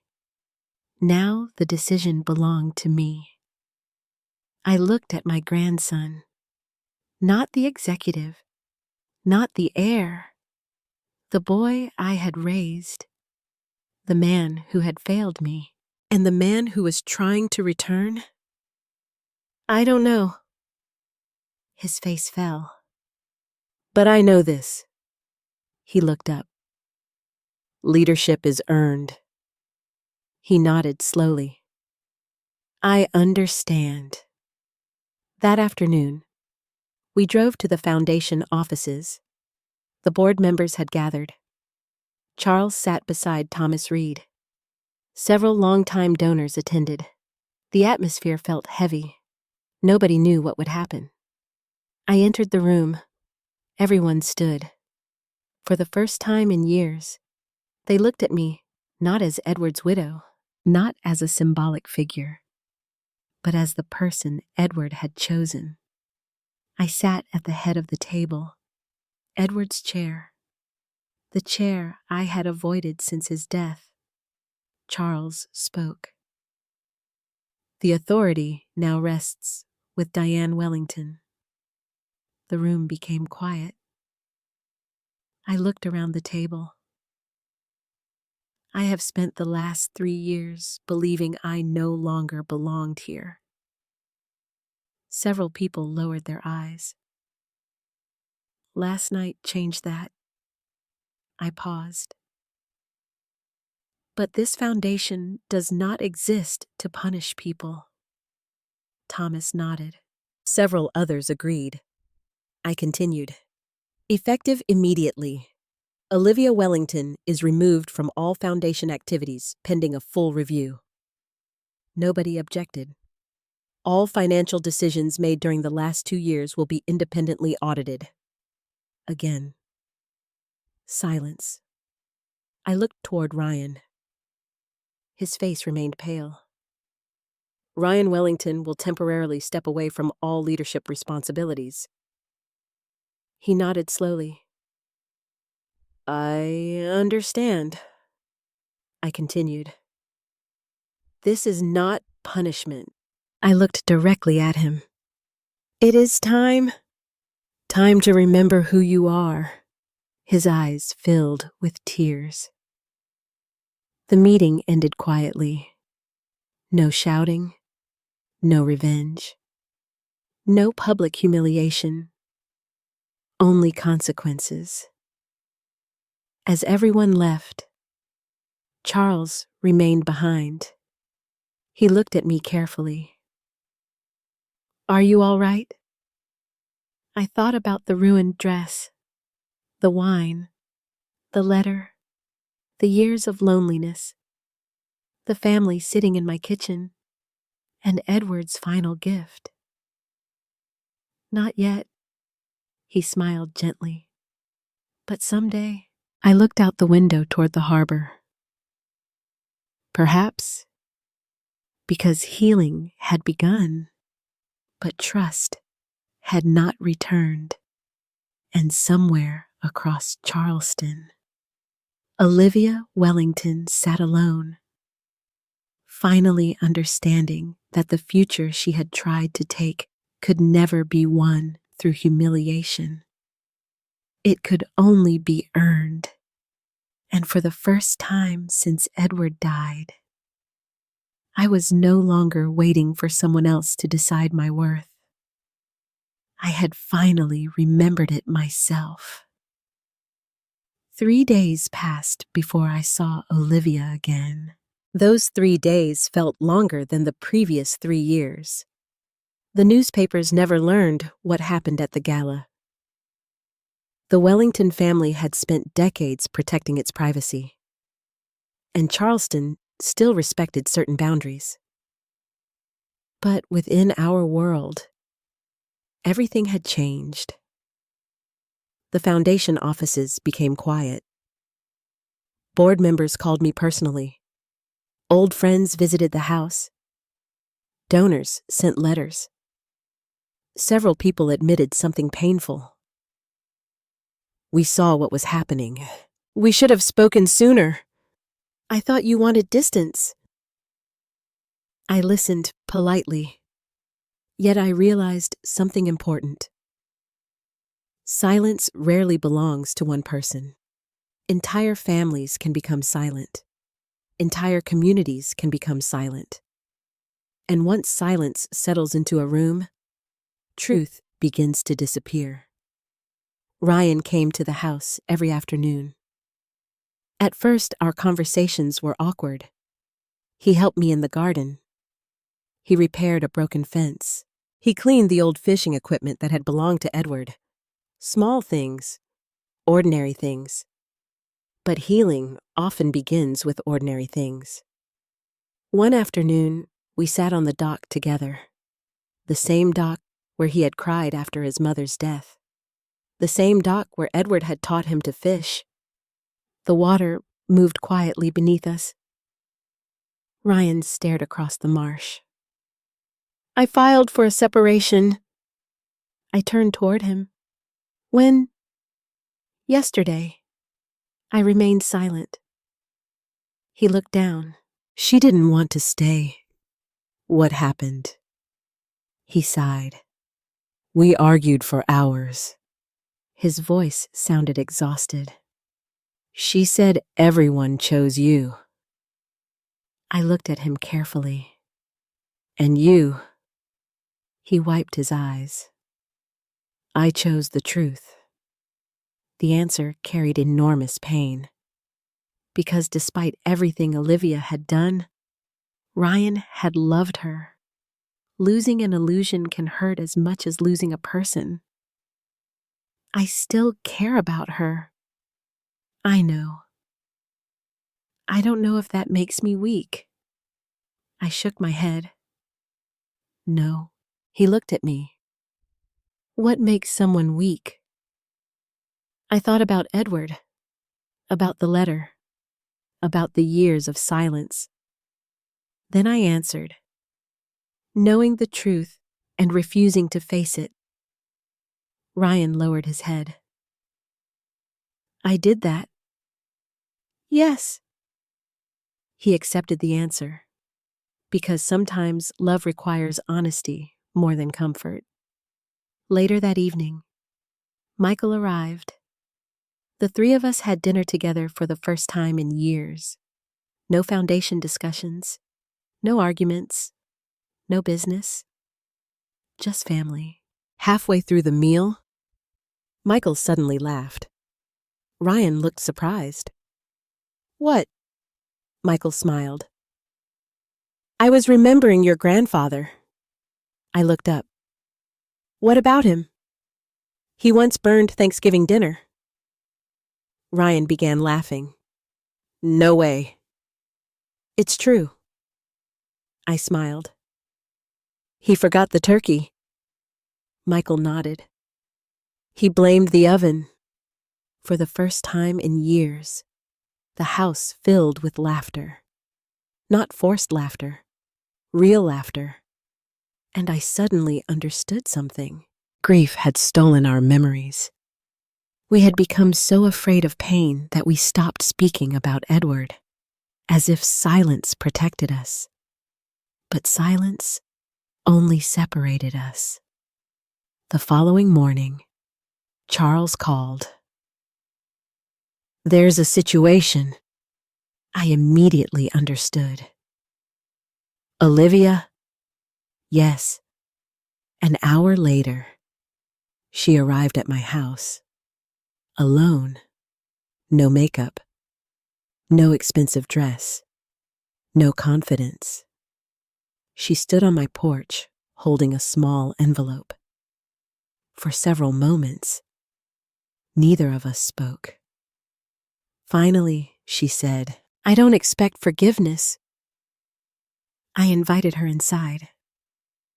Helen quietly served tea. The room felt strangely familiar, because years earlier, another young woman had sat here trying to become part of our family. Somewhere along the way, that woman had disappeared. Olivia looked exhausted. I wanted to explain. I nodded. She stared into her cup. "My parents lost everything when I was a child." I listened. "We moved constantly." She swallowed. "My father failed at several businesses." Her voice trembled. "I watched my mother become invisible." I said nothing. She depended on everyone. Tears formed in her eyes. She was always afraid. She looked at me. When I met Ryan, I promised myself I would never become her. I understood more than she realized. Fear. Everything returned to fear. "I thought your family had everything." She looked around the house. The respect, the history, the security. She began crying. "And no matter what I did, people still loved you." I sat quietly, because jealousy rarely begins with hatred. Often it begins with insecurity. She wiped her eyes. "When Edward died, I thought the family needed new leadership." "You wanted control." She nodded. "Yes." "Why?" "Because control feels safe." The honesty surprised me. For the first time, she was no longer performing. No smiles, no charm, only truth. She reached into her purse. I resigned. She handed me an envelope. "My board position?" I looked at it. She continued. "I also withdrew from the foundation." The room remained quiet. Finally, she asked, "Do you hate me?" I looked at her carefully. The woman sitting before me was not the woman who spilled wine on my dress. That woman had been driven by fear, ambition, and pride. This woman looked broken, and broken people tell the truth differently. "No." She looked surprised. "No, I was hurt. Tears rolled down her cheeks. I know. I was humiliated. I know. You betrayed my family. She lowered her eyes. I know. I took a slow breath. But hatred requires energy. She looked at me. I'm too old to spend my life hating people. She cried openly. I don't know how to fix this. I thought about the same question Ryan had asked. You can't. Some things cannot be repaired, only rebuilt. I finally said, if you want forgiveness, earn it. She nodded. If you want Ryan back, earn him. More tears. And if you ever want to belong to this family again. She looked up.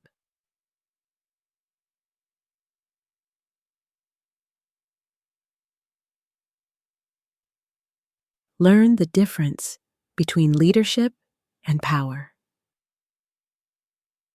The room remained silent. She stood slowly. Before leaving, she stopped at the doorway. Why are you being kind to me? I looked toward Edward's photograph. Because someone once showed kindness to me. She nodded, and then she left. That evening, I walked into Edward's office. The setting sun entered through the windows. I sat in his chair. The house felt different now. Not healed, not yet, but changing. Michael had returned. Ryan had begun returning. Even Olivia had finally removed her mask. I looked at Edward's photograph. You were right. The room remained quiet, but for the first time in many years, the silence no longer felt lonely. Because sometimes families survive not because they avoid breaking, but because they finally admit they are broken. And somewhere deep inside my heart, I began believing that healing was possible. Not because we deserved it, because we were finally telling the truth. 6 months passed. The stain never came out of the dress. I tried once, only once. Helen carefully carried the cream-colored dress to a professional cleaner in Charleston. They worked on it for days.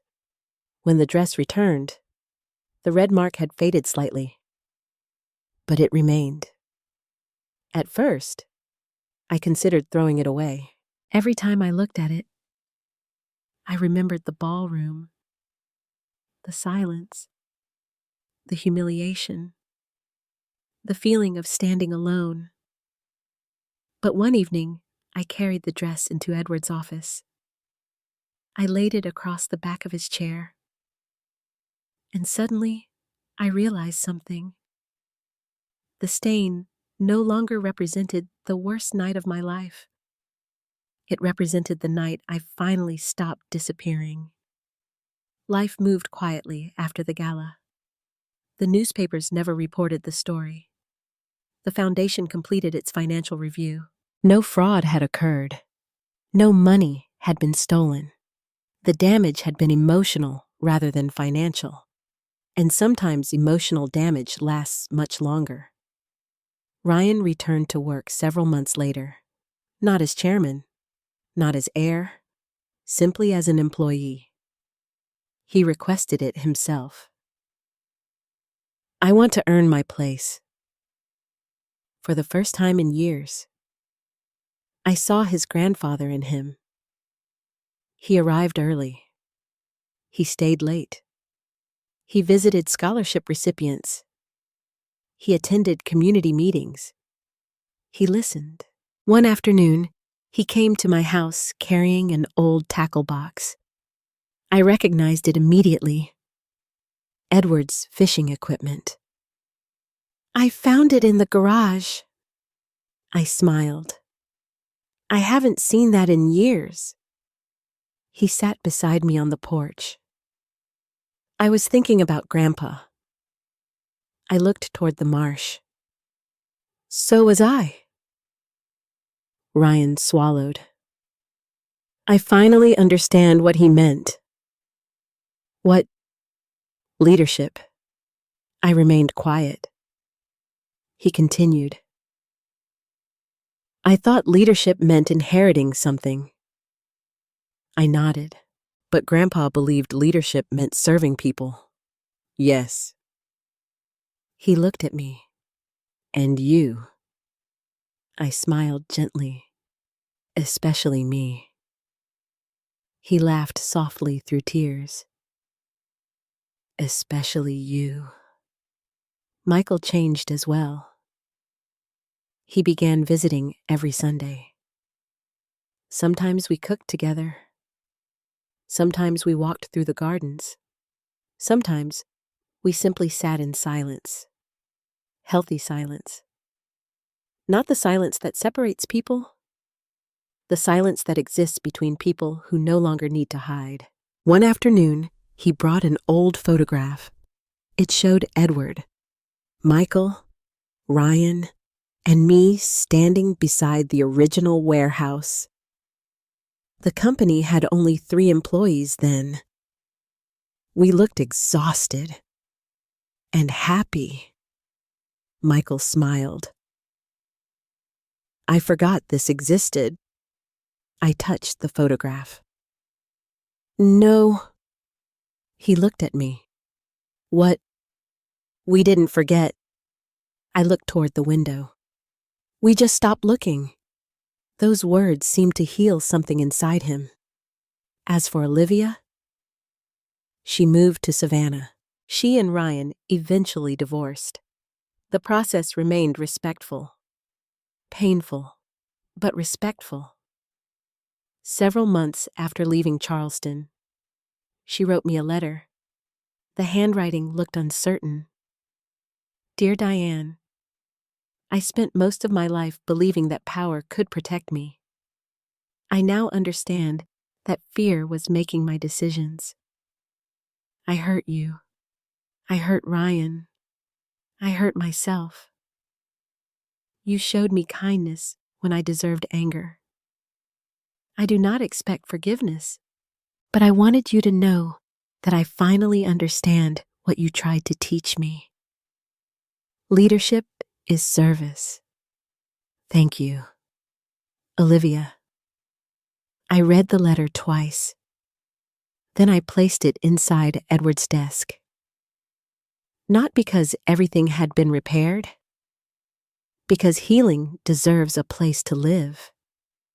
The most important change happened the following spring. The Wellington Foundation announced a new initiative. We called it the Diane Program. I objected to the name. Everyone ignored me. The program provided support for older women facing isolation, neglect, and emotional abandonment, widows, grandmothers, retired women who felt invisible, women who had spent their lives caring for others and suddenly found themselves forgotten. At the opening ceremony, reporters asked why the program mattered. I stood behind the podium. The audience waited. And for a moment, I thought about the ballroom, the wine, the silence, the humiliation. Then I answered, because no woman should spend her final years believing her voice no longer matters. Several women in the audience cried. So did I. After the ceremony, Ryan approached me. He handed me a small box. What's this? Open it. Inside was a silver frame. The photograph from the warehouse. Edward, Michael, Ryan, me. On the back, Ryan had engraved a sentence. You never stood behind him. You stood beside him. I could not speak. He hugged me, and for the first time in many years, it felt exactly like hugging the little boy I had once raised. That evening, I returned home. The house no longer felt empty. Michael called every week. Ryan visited often. The foundation had new purpose, and Edward somehow remained present in all of it. I walked into his office one final time before bed. The stained dress still rested inside the closet. I touched the fabric gently. 6 months earlier, I had seen the stain as humiliation. Now I saw something different. Proof. Proof that silence can end. Proof that older women do not become invisible simply because others stop looking. Proof that dignity survives embarrassment. I stood before Edward's photograph. You saved me. The room remained quiet. But somehow, I already knew the truth. He had not saved me. He had simply reminded me who I was. Outside, the marsh reflected the moonlight. The house felt peaceful, and for the first time since losing my husband, I no longer felt like the last reminder of the past. I felt like the beginning of something new, because the dress I never threw away became the symbol of my life. Not the wine, not the humiliation, not the betrayal, but the moment a 76-year-old woman remembered that her value had never depended on being chosen, inherited, or replaced. It had always belonged to her, and as I turned off the lights and prepared for bed, I realized that Edward had left me one final inheritance. Not money, not authority, not power. He left me my voice, and this time, I intended to keep it. Life has a way of teaching us painful lessons when we least expect them. Sometimes, the people we love disappoint us. Sometimes, the family we built forgets the sacrifices that made their lives possible. And sometimes, we find ourselves standing alone, wondering whether our years, our love, and our devotion still matter. But this story reminds us of something important. Growing older does not make a woman less valuable. Retirement does not erase wisdom. Widowhood does not erase love. And silence should never be mistaken for weakness. Diane spent years believing she had become invisible. In reality, she had simply forgotten to see herself through her own eyes. Edward's final gift was not the foundation or the authority he left behind. His final gift was reminding her that her worth had always existed. Families can break. People can disappoint us. Trust can be damaged. But healing begins the moment truth enters the room. Forgiveness does not mean forgetting. Grace does not mean allowing others to hurt us. And kindness does not require surrendering our dignity. Sometimes, the strongest thing a person can do is simply stand up and say, I still matter. If this story touched your heart, I would truly love to hear from you. Have you ever felt invisible inside your own family? Have you ever had to rediscover your own worth after someone made you feel small? Please share your thoughts and feelings in the comments. Yeah. Tell me where you're watching from and what time it is in your part of the world tonight. Knowing that we are not alone often helps us heal. And if this story spoke to your heart, please like, subscribe, and join me again for another journey about family, courage, forgiveness, and finding your voice.